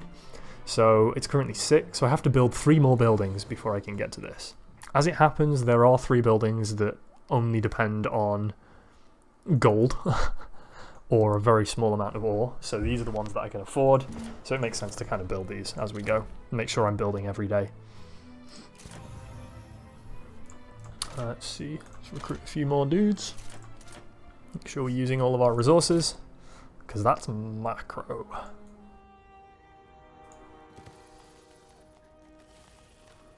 Alright. So I'm now going to use this spider obelisk. Like perhaps I have to use all 3 or something. Don't really know, but I'm just kind of winging it. Okay, can we build anything in town again? Yes, of course we can. We can build a mages guild. That's a good idea, actually. Build a nice mages guild. You may now specialize this. So this again is another kind of feature that's been added. So as a necropolis town, we get 1 prime magic and 1... What is that? Adventure magic? Is that even a thing? I don't know. But every mage guild level will provide at least 1 spell of the selected school. So I can pick air, dark, earth, fire, or water. I actually don't remember what classes each of these spells has. We get prime no matter what, which is good. I think haste is air. But then is slow earth. I do like earth magic. Earth magic's pretty good. You get regenerate as well, which is awesome. We don't get any light spells as well. That's what this one means. This is forbidden. I don't... Air or earth? What do we reckon?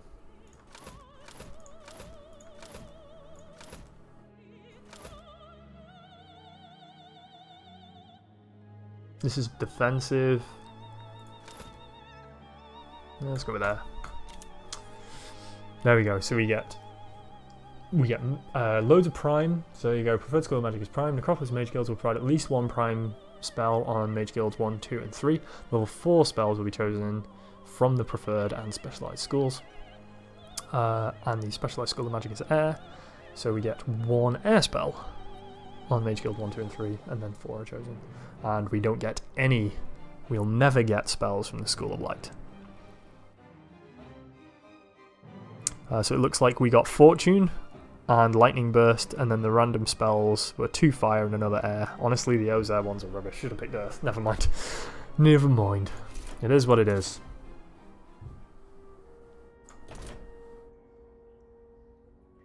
So, can I just... I don't know how to do this. I mean, I can reach him in time, but...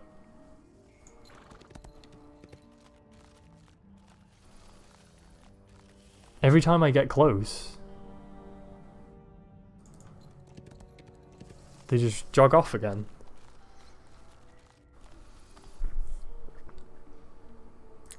And it's not even turn-based, it just happens as soon as I get close. This is weird, I don't know what's going on here. We can build an icky web. Are you kidding me? Is that what they called it? Good lord. Oh, it's icky. It's an icky web. Alright, well, if we build this, we use a bit of wood, but we get the wood back, and we get the money, and then we can build a city hall. Oh, we need 5,000 gold to build a city hall. That's so expensive. Alright, whatever. We'll build an icky web. Oh. It's icky. It's gross. I don't like it. Growth of all champion creatures is doubled. Wonderful. I'll let you know when I have champion creatures available. Oh, okay, there we go. We used all 3. And now they're all sealed. I see, that's what we had to do. So now these spiders have got no choice. So at this point I could build one of the embassy or the moonlight amplifier, but honestly I'm going to wait until we can build a city hall. We get 1,000 gold per turn, so in 4 days we can get a city hall. It means we can't recruit anything, but right now that's not a huge problem, because I'm about to get a load of spiders and she is miles away, so this makes sense to me, I think. Pick up the spiders. Yes, please join. Drink the venom. Yet Zenda found what she was looking for. A sign. A vial of venom from the mother Namtaru, seemingly left for whomever might want to take it. Zenda knew her time had come.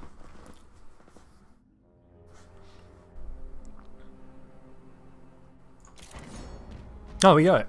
Completed it. We got the Boots of the Walking Dead, which persists for the entire campaign. Maximum movement, +1, and +5 initiative. It's also part of a set, and if we get more items in the set, then we get to reduce enemy initiative, reduce morale, and get a load of magic. Awesome. She also leveled up, so let's get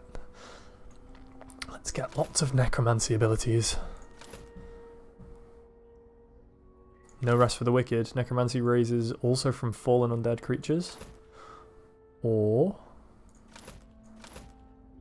oh wait, we already have these, right? We just got expert. So we have to get one ability from expert before we can get to master. So our choices here are the Dartbolt of Namtaru additionally hits all enemies around the target. Interesting. Or all enemy creatures get -15 morale during combat. That's a lot. That is a lot. But I've noticed that there are a lot of undead units around that we're going to have to attack. And they are unaffected by morale. So...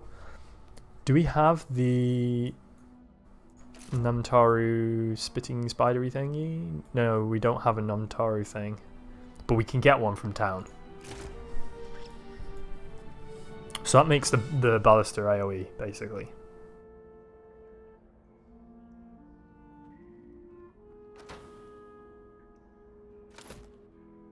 Yeah, we'll get Dark Nova. That sounds fun. That sounds fun. Cool, right, now we have some units. Can we attack these? Trivial. Perfect. That's what we like to see, because there's plenty of gold lying around here. We were waiting, weren't we? We're going to wait a few more days. Or rather, we're going to pick up some gold and then buy it. Ooh. Yeah, I'll actually take those. You guys can join. I know, I realise that cost gold, which is not ideal, but honestly, that's pretty useful. Some more units. Alright, these guys are actually going to attack us. They're going to get wrecked. Why are they attacking? Never mind. Okay, so Skellybans are Ebon spiders, which are fast, right? Let's see, 5, 4, yeah, and these are 5 as well. I think we'll do that.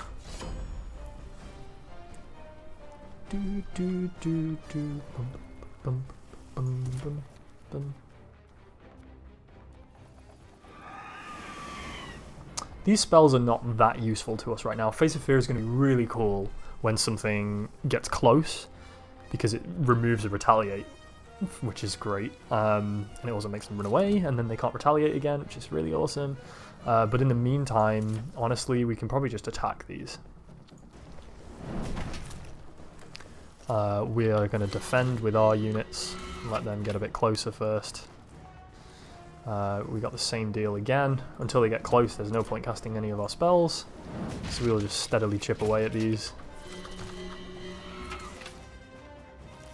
They're still not in range, so again, we get another attack.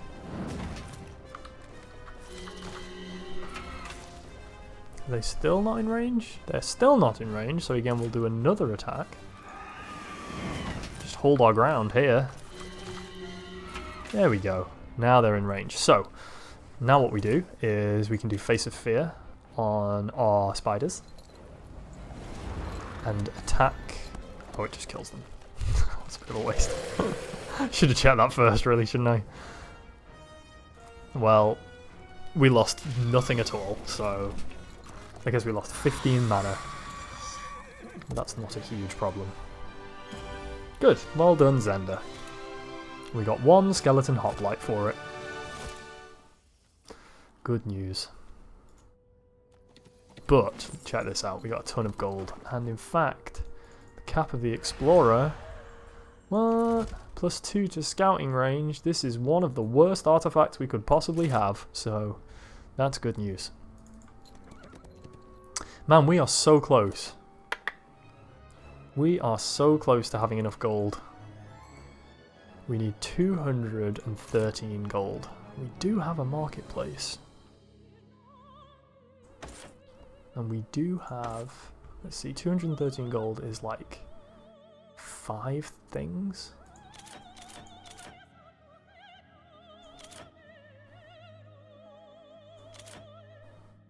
Oh, maybe we just trade 3 and 2. Oh no, I don't want to trade though because I don't get those back, do I?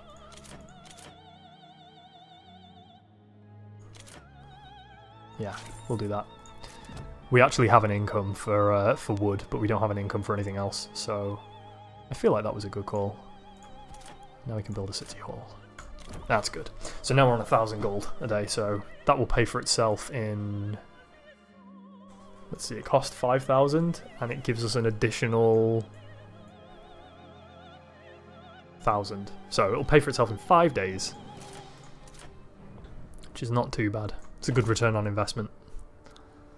It's like an OPV level of return on investment. Who's this chump now? Wait, what's going on here? Mother Namtaru had sent me a sign. It was time for me to fully embrace unlife and become a vampire. The ceremony I of am your a renewal was vampire, certainly I am a memorable. vampire. You drank the venom of the Mother Namtaru herself. People call you Anastasia's heir now. They think the spider goddess speaks through your lips. And they are right. Someone has to show them the way. And what way is that? The way of death. Way of I death! must gather them. Way of Comfort death! them. These lost lambs erring in the valley. They are alone, without hope. Naharesh is already overflowing. The city will have to expand. If you are planning to bring this flock home, we'll need a bigger barn. We're gonna need a bigger boat. Alright. Oh man, look at this. This is Questzilla. Wait, what? What are all these? Rebuilding the web. Control all mines. Okay. City of the Dead. Build a capital. Wow, that's a cool ability. 13 vampire lords, that's awesome. Collect all groups of refugees scattered around the map. Recruit to 0 of 6. We got 120 skeleton hoplites and an amulet of necromancy. Oh, bloody hell, mate. This is good. Oh, and now we've got 2 people. Excellent news. So, let's see. Let's check out our newfound peeps.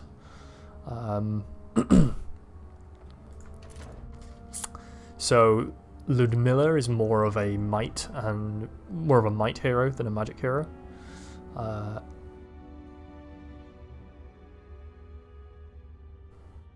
mean, she doesn't have that much stuff really, does she?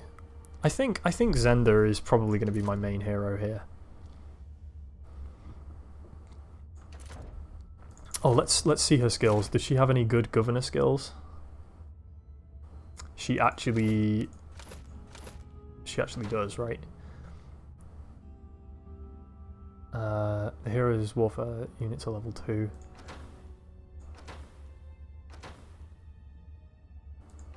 So there are special skills in the game that have governor in front of them, you see, like town defense. So you can make every town can have one governor assigned to it. And then even if they're not in town, you will get a bonus for that area of control. So, for instance, this ability, if I were to have it, the town defense one, if she's a governor of the town, then the towers always shoot 3 times at the same target, which is cool. I don't know where most of the governor stuff comes from, honestly. Oh, like Destiny, there you go. There's another one with a governor skill. And I think that having a governor is a good idea. But that said, she is still a major character, so I don't want to waste my skill points on the governor stuff, because that's really a second character's stuff better. Like, I really want to get her necromancy stuff up. Wow, all these necromancers have the same master skills. Well, like super skills, whatever you call them. Which is a bit weird. In the Haven one, they all had different ones. Never mind. Okay, okay, well, whatever, really. I guess she could go into town. We'll make her governor anyway. So the bonuses we get here, that we get +1 vampire and vampire lord growth in the town's area of control, and all friendly heroes in this town's area of control get +8 might. It's pretty good. We can also pick up all of these units, as many of them as we can, which is not a huge number, but it's enough, and give them to Zenda. Boop. Notice as well that unlike the other Heroes games, you don't need to have any units on your hero, and they gain movement.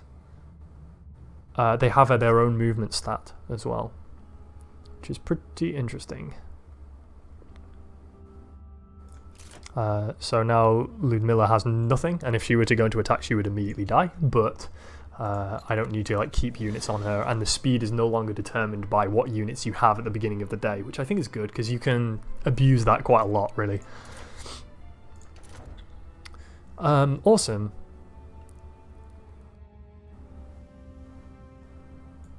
So there are a lot of mines and things around here. There's an arcane shrine, which is good. We can get some wood. Yeah. All right. This feels pretty good. We're gonna pass the day. Okay, now we have enemies. We got bad guys now, so we gotta be a bit careful. So in order to get the capital, we need a town level of 15. So we're a long way off that, honestly. We're also a long way off. I wouldn't say we're a long way off, honestly, but we are a ways off some of these things as well. For instance, we could upgrade our boneyard. I don't know if that's worthwhile at the moment, though. Although the necromancy skill is going to raise hoplites rather than skeletons, so eventually we're going to get into some kind of conflict there, which doesn't seem good. Yes. Yes, indeed. What do you need for Vampire Mansion? Level 12. We just need to build some stuff, honestly. That's what we need, and there's only 2 options right now. We could have negotiations. That could be useful. As I don't think we have that many good prime spells right now. Or should we upgrade the boneyard? Both are useful, both are needed. Yeah, we'll upgrade the boneyard. Seems like a good idea. We've got 4 spiders. My plan is for Ludmilla to get her own army up at the end of the week, and then she can go and explore in a different direction. So I'm going to have the army kind of split, I think, rather than just having it all concentrated on one, because right now there's just a lot of different things that I need to go and attack. Maybe, actually. I might change my mind on that one.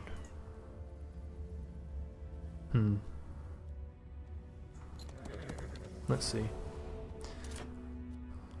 We got Ciliana's bounty.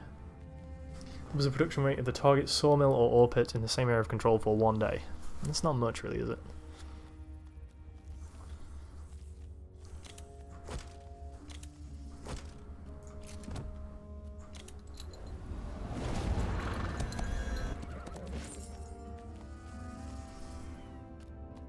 Let's Let's see. Okay, they are going to fight us. I was hoping that they might want us to recruit them, but that's not going to happen. We have our one skeleton hoplite, which is not doing a whole lot, honestly.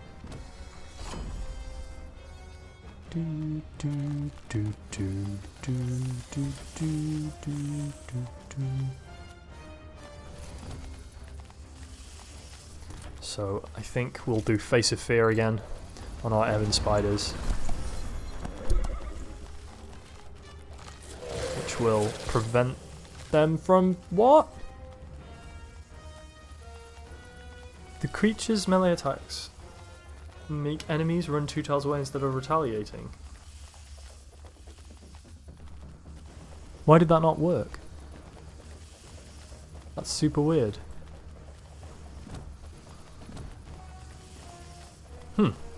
Wow, I really thought that would work, so actually a little annoyed about that, but never mind. Send my hoplites in, why not?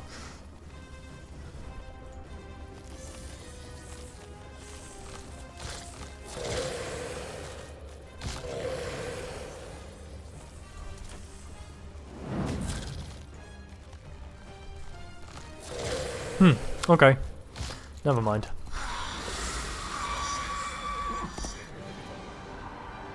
So we lost a few spiders. But that's not too bad. And we got 5 hoplites for it.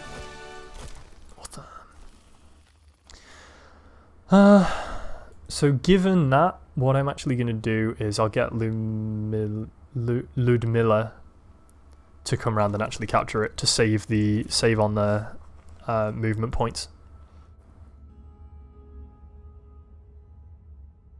I guess before I do that though, I am going to recruit whatever we can. Which is not a whole lot. She does have a little bit of an army at least now.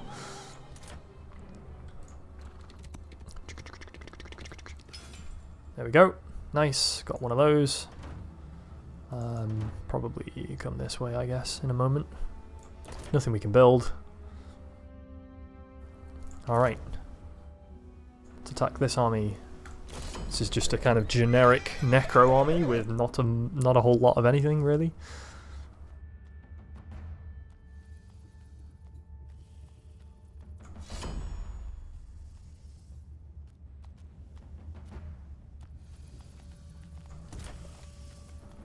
Yeah, so we still got the same kind of spells, haven't we? We didn't get any others. Honestly, I think this will be fine. I'm just gonna wait with these.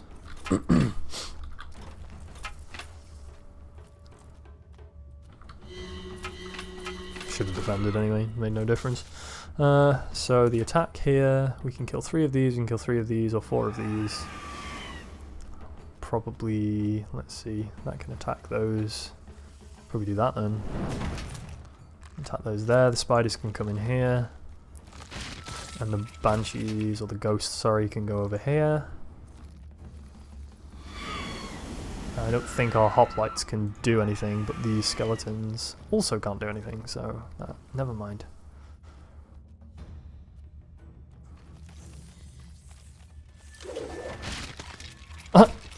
She instantly died. Cool, so we didn't lose anything. Awesome. And we got 1 hoplite back. We're going to make all of the skelly bums. It's going to be great. And I moved the camera again and I don't like it.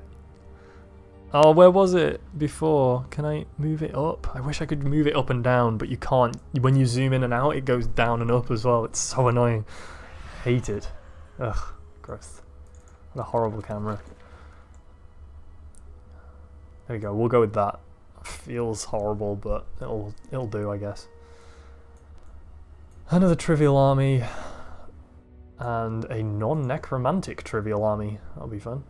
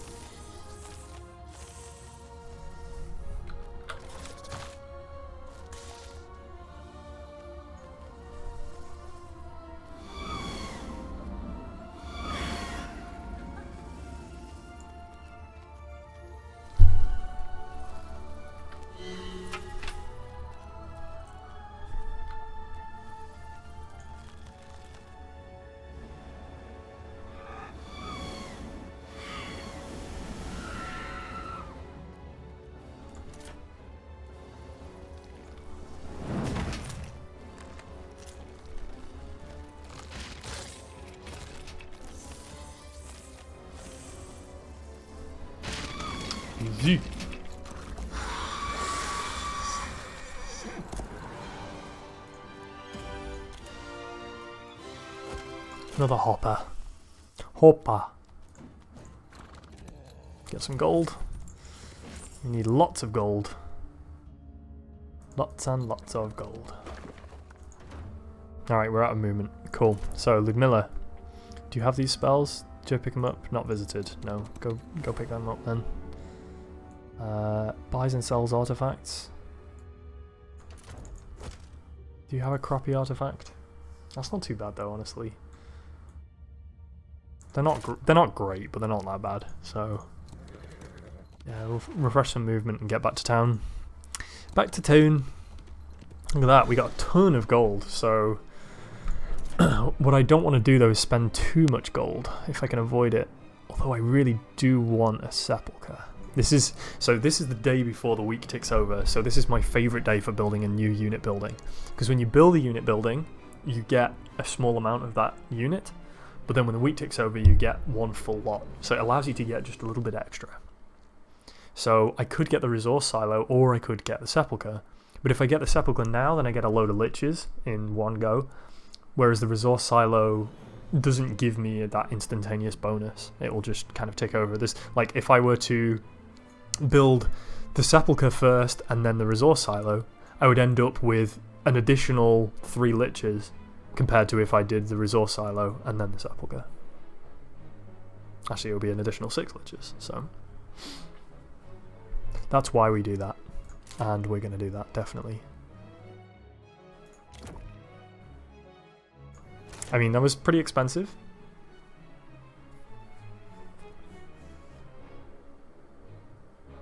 But getting 6 liches, I think, is very, very good.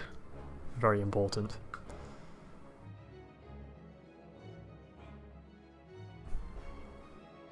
Yeah, we're going to do that. This is now like a really decent army already. So we'll carry on with Zenda, we'll maybe go around here, and perhaps Ludmilla can just cut straight across and explore around this. Looks like we have an outpost here, actually, with some stronghold units, so this could be fun.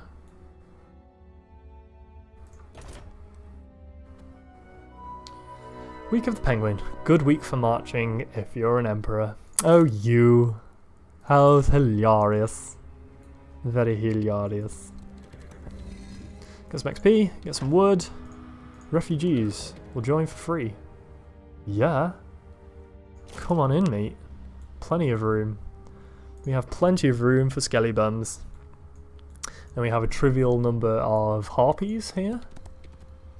So we're going to start the attack on these. Got to be a little bit careful about these harpies because they can attack and go back to their original position. That's kind of their ability. Strike and return. So the creature flies back to its initial position after attacking if this position is still accessible. So we've got to be a little bit careful. But honestly, these are going to be fine. I should move everything down to the bottom, actually. I don't know why I haven't done that yet.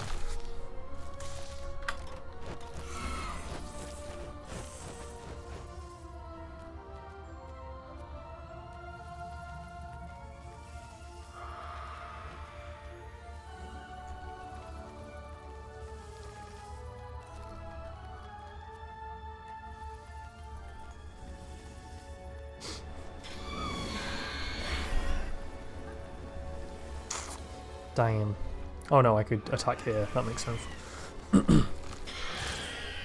I thought I could get round to that top one. It turns out I can't quite. That's a shame.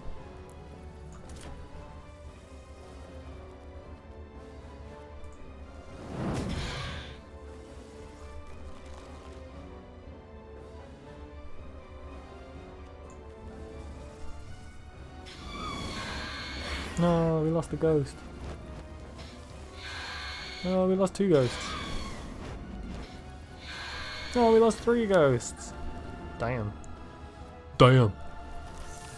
Bye-bye, ghosties. Never mind. That's okay. We'll carry on anyway. We could retry that, I think.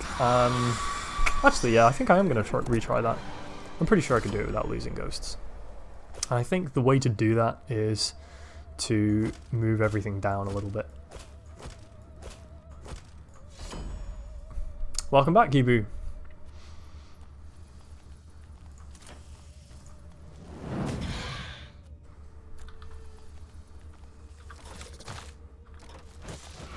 You forgot what you were going to do.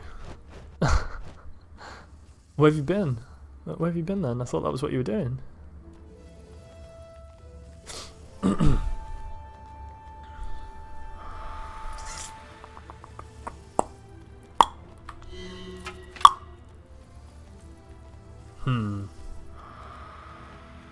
No, so it makes sense to move these guys up, I think.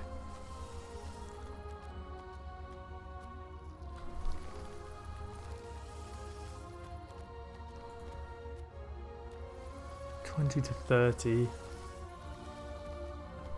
So they're 2 to 3. If we kill 5 of them, that goes down by half. So we've basically got 10 to 20 damage. So they might kill 1. But I actually get to go again. My spiders aren't going to be close enough. That's annoying.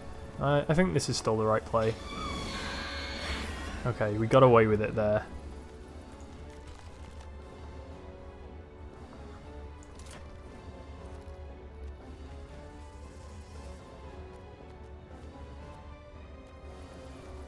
And I think that Face of Fear on the Banshees is a good call.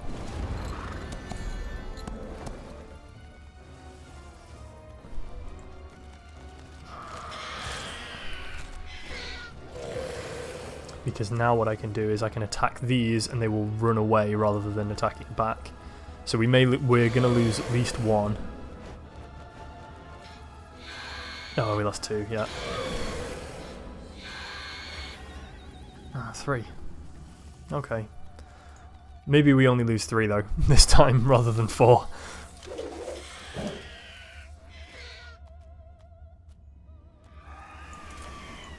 There we go. It was better. It was still worth it.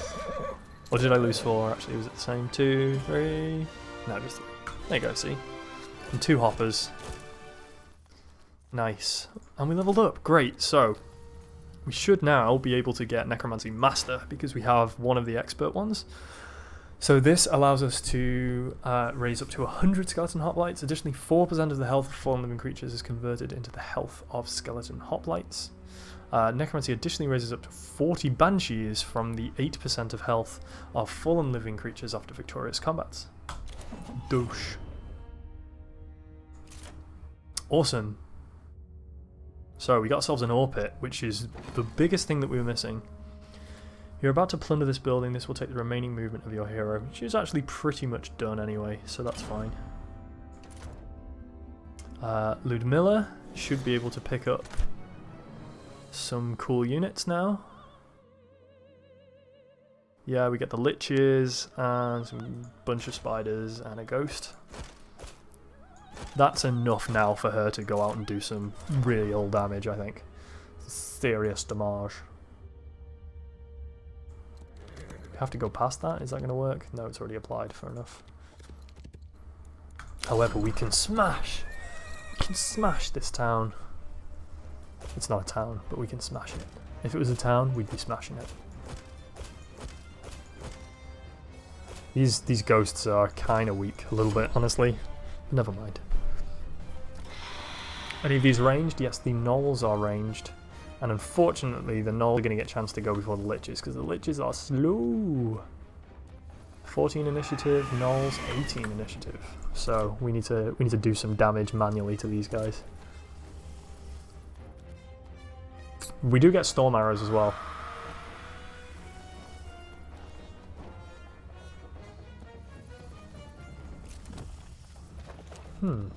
That's a cool spell. Hang on. 50 to 150 air damage to all adjacent units at the start of the target creature's turn.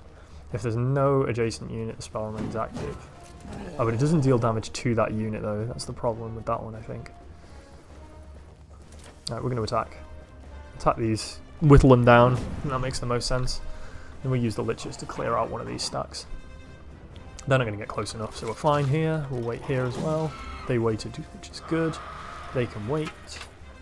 And so, what are we most scared of? 36 to 108. 36 to 54. It's probably these guys then. I don't know whether I should do another space scene, another Blaskatronic fan art, or stop coding for any time as well. One cannot simply stop coding. Coding is life. Alright, those gnolls did a jog damage, which is good. I'm not going to bother attacking with these because I think they'll die to a retaliate. It's not worth it. The ebon spiders have a lot more health, right? 28, 15, so they can tank quite a lot more.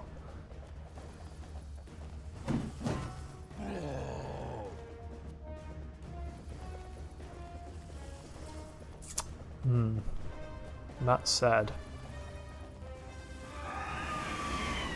if I attack here, then this guy can do an attack return, which is very sad. So actually, I'm going to wait, and we're just going to defend.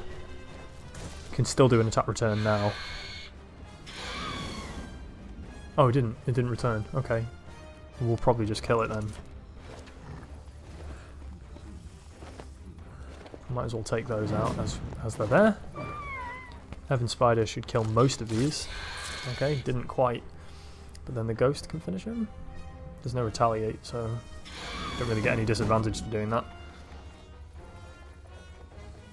And I think we can send our hoppers in to attack the big guns, the big boys. And that's an easy kill. And then the spiders to finish off. Boom. Boom.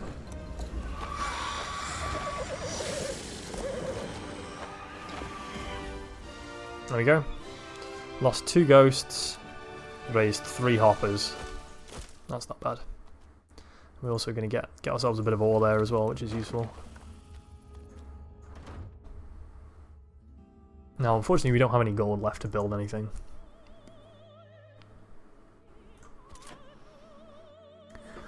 What would we be building? Oh, if we're at level 12, but we need diamond. Oh, what I would want is the resource silo. But I don't think I can get to 3,000 gold. It feels like a long way off. Yeah, that's a long, long way off. Whereas it's like one day if I just wait. Should probably just wait. Okay, cool. Let's do that first. So, what do we want? 1 dragon blood crystal. What does this need? Oh, that needs the dragon blood crystal. So this is gonna give us requires Namtaru nest, Town Hall 6. We don't have a Namtaru nest.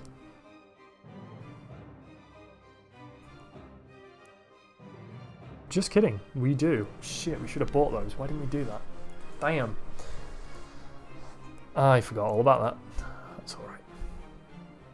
So we can build a resource silo, which is going to give us random resources per day, or we can build a dragon blood laboratory, which is going to definitely give us the crystal that we need to get the vampires. And we're really pushing towards vampires, honestly. I'd rather get those than the Lamassus. So, dragon blood laboratory it is. Excellent. Okay. Plundered. 3 days to resume production.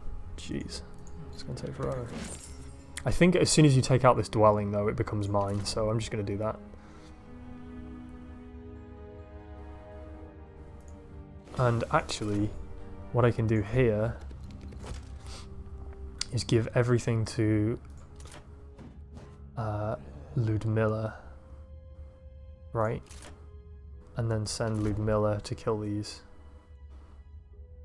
This becomes a very, very simple battle then. And then I can send some of the stuff back to split them up again. But as they're both in the same place, it makes sense to merge the armies and just have it as powerful as possible, right? I should also split into some 1 stacks. I keep forgetting to do that. Just to soak up some retaliates, that'd be useful.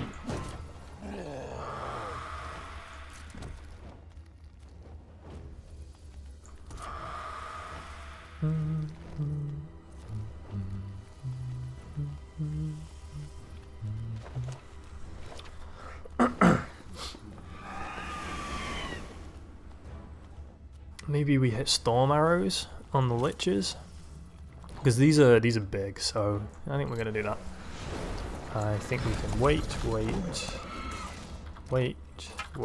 attack middle, or attack these. Honestly, I think the hoplites are going to do quite a lot of damage to these, and they're pretty slow, so let's attack the faster things first. They provide more of a threat.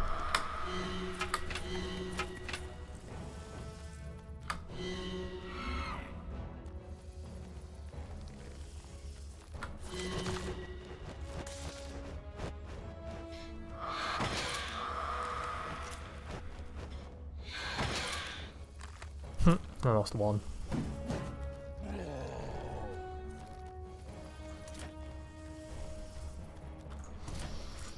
I can increase the luck of the spiders.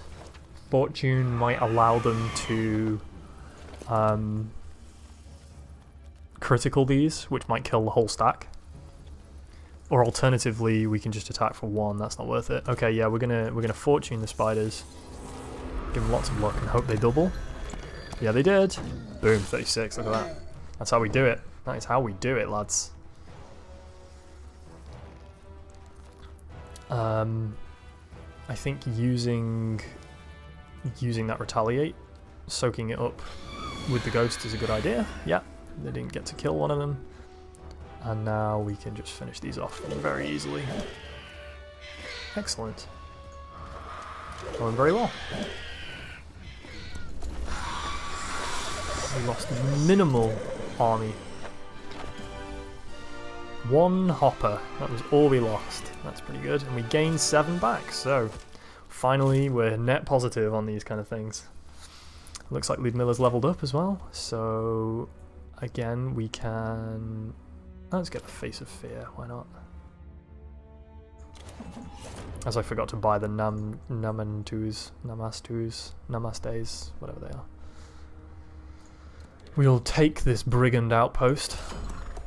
We will kill your outpost. Plunder your supplies. We won't attack your women though. That's not on. It's just not cricket.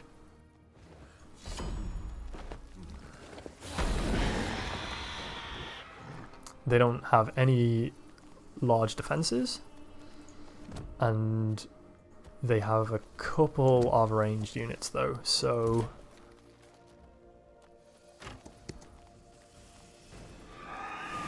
Which range units are doing the most? We've got 50 to 100 or 50 to 80. Oh wow, actually. And that is 500 health, and that is 280 health. So the centaurs... We'll attack the centaurs first, which means it makes sense to weaken the other one. Yeah, we'll weaken those.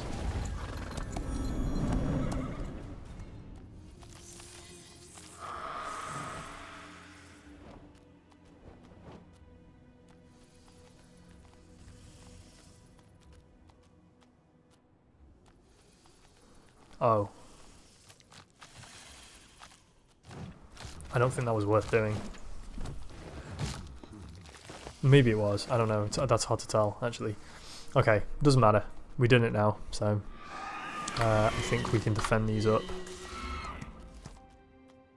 They're attacking the hoppers. They're just attacking the normal ones, not even attacking the hoplites, so that's okay. I think we're okay here.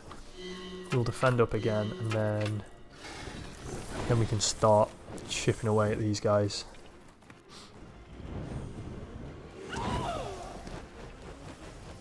And now these are moving forward, we can really go to town and do some damage.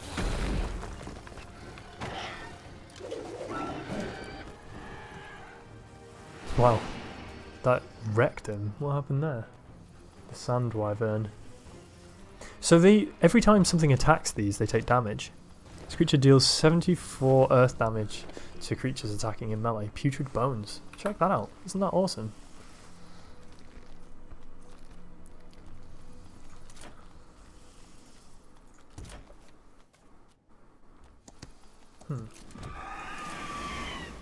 Probably. Yeah. It's like 50%, 20%, isn't it? A fifth. So that kind of makes sense. kill those. Is it worth bringing the ghosts forward? I'll just bring them forward to where they're protected, I think. They're just attacking my weak skeletons, which is a very unusual tactic, honestly, but whatever, I guess.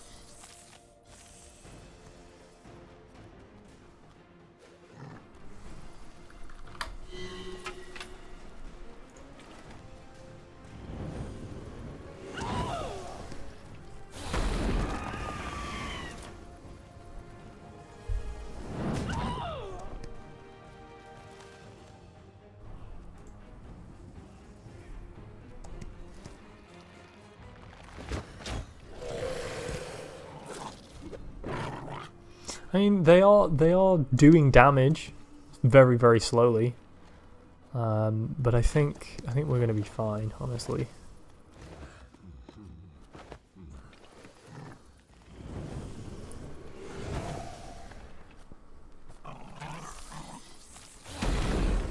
I wish I could break through one of these walls so I could send my spiders in. That would be awesome. There's only one of those left, so that's good. I think these... Oh, there we go. Yeah, we can kill those. Hello! I'm incorporeal, so your walls mean jog to me. Ah, we lost 4 ghosts, though. Man, that's not good. It's alright, we're going to resurrect some banshees from them, so...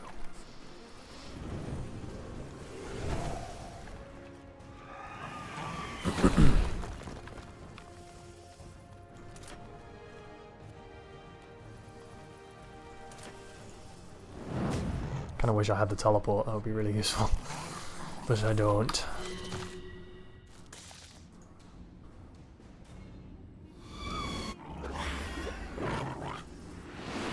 There we go. They got bad morale, so we finish them off in the morale turns.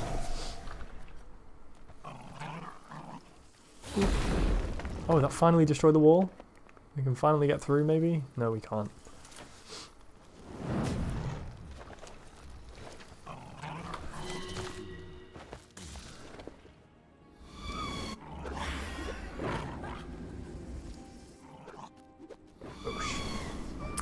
There we go.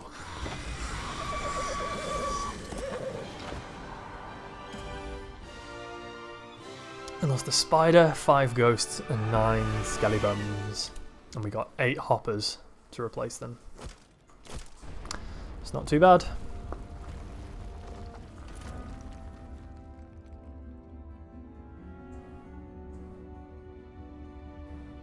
She's not visited that, so she's going to need to get some defense too. Let's see. Now we need to split these up a little bit, I think. So I think it makes sense if Zenda's going to be the main one pushing forwards that we leave the unupgraded skeletons on Ludmilla so she can take them back to town. Zenda also has expert necromancy, I believe.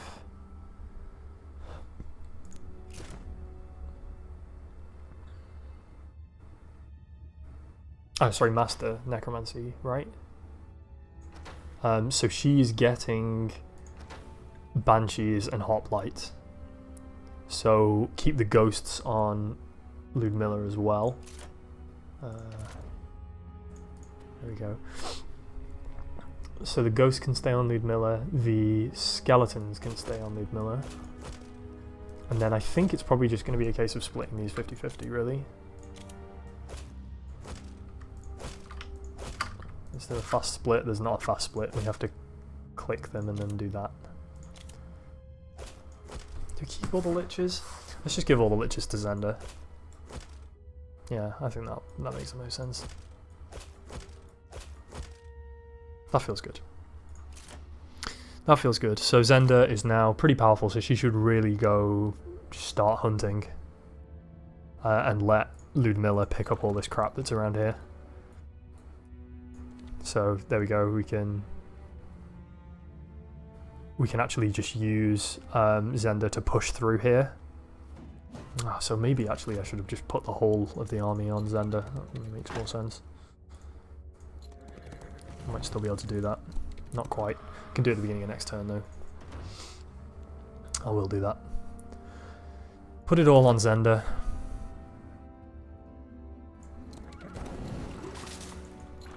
So transfer everything to Zenda, which is done here. And then... wait, not all of it though. The unupgraded stuff should stay. Right? Because they're gonna do like not that much, and she can take them back to town when we can still press onwards with Zenda. That makes more sense. Good, I'm happy with that. So, another combat, let's go. Combat. I think this is probably going to be the last one. We'll do this and then stop for now. Maybe continue, maybe later this evening or some other time. We shall see. Who knows or dares to dream?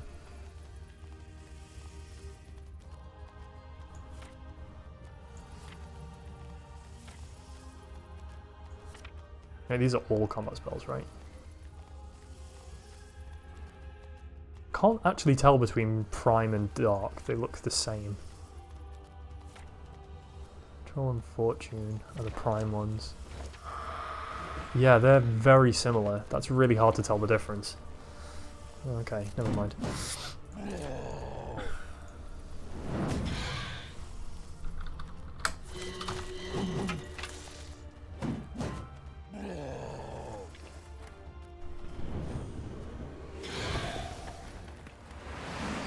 Oh, he had a morale turn. There you go.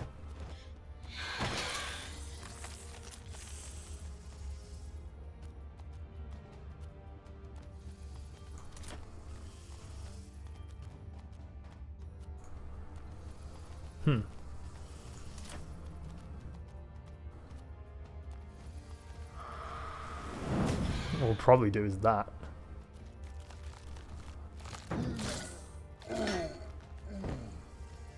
And then we can kill the liches and retaliate. Sorry, the liches can kill these and retaliate. So I think now actually we'll move the hoppers forwards and just do a ranged attack here. Like, yeah, the harpy's going to attack the liches, but then it's going to be killed. Or not, you know. That also might not happen, but we win anyway, so it's all good.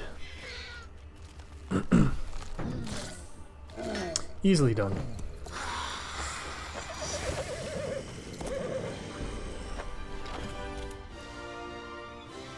Five hoppers, and they come. Maybe we do the split. Is there an easy split? I'm pressing Control, Shift, Alt, and clicking. Can we? There's no fast way of doing it.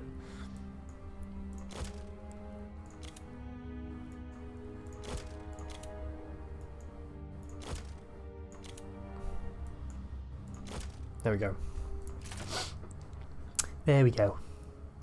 What else could we attack here? There is another army just here. I guess we can get this permanent bonus first before we do. Nice. And attack these guys.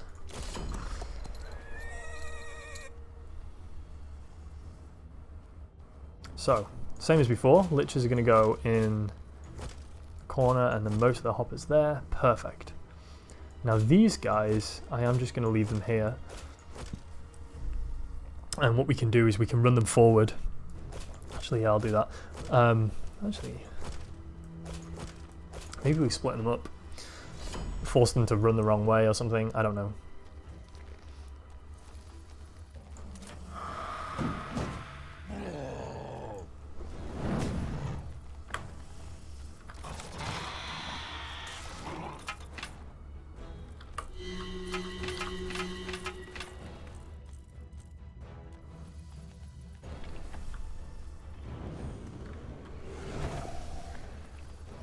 I miss the lich ranged AoE attack. Ugh. So good.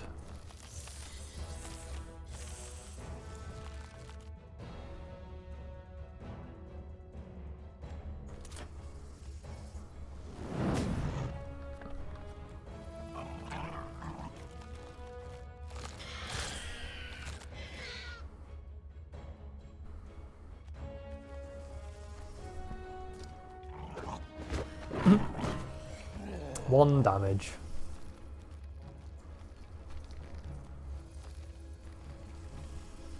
Oh, but the thing is, if I move all these guys forwards, then I was just going to say there might be a chance that they just go and attack 1, but it looks like that doesn't happen.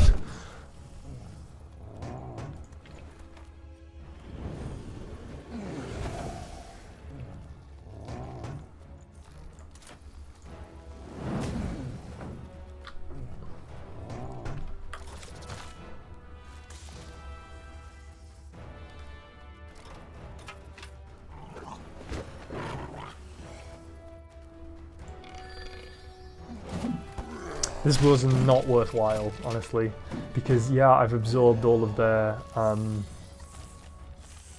the retaliates, but it doesn't matter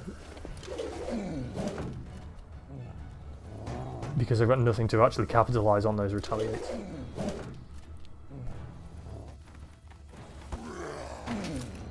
Yeah. So it actually would have just been better if I'd have put everything in the same. There you go, that was the reason why maybe that's not the case. Okay, fine. I don't know. I don't know. Not the best usage of that tactic, honestly. It's better if you have more units that are then faster. The problem was that all of the melee units that I have were the same speed after the spiders.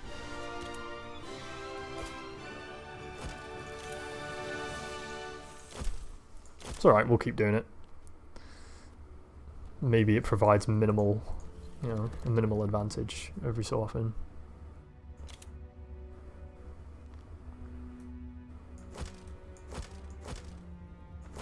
Bunch of skeletons.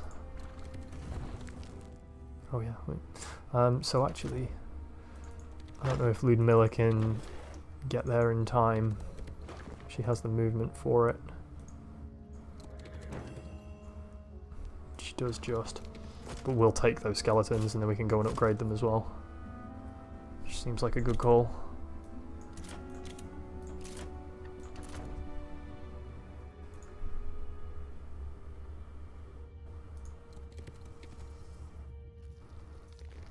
Oh, I wish we had money. I think we can though. I think we can do it. We've got 600. 5297. Yeah, we can do that. Come and join. Come and join, lads. Part of the group now. We even got a death spider. That's pretty awesome.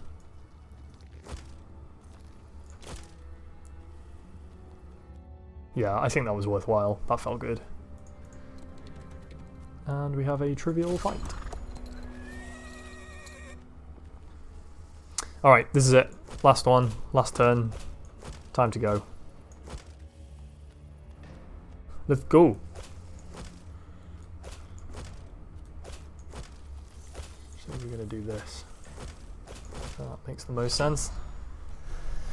Most sensicles.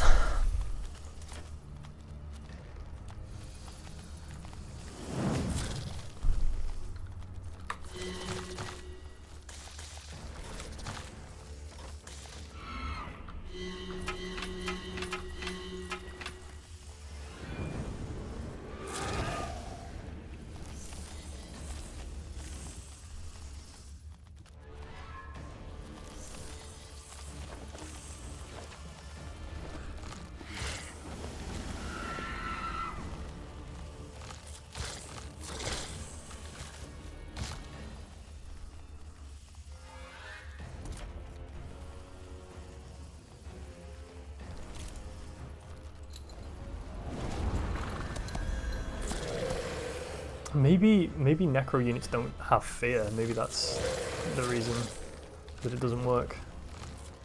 That would make sense, I guess.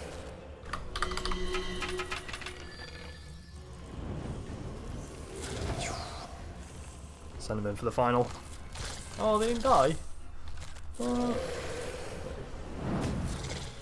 Man, if I'd have attacked first, then we wouldn't have taken that Wither and Venom attack.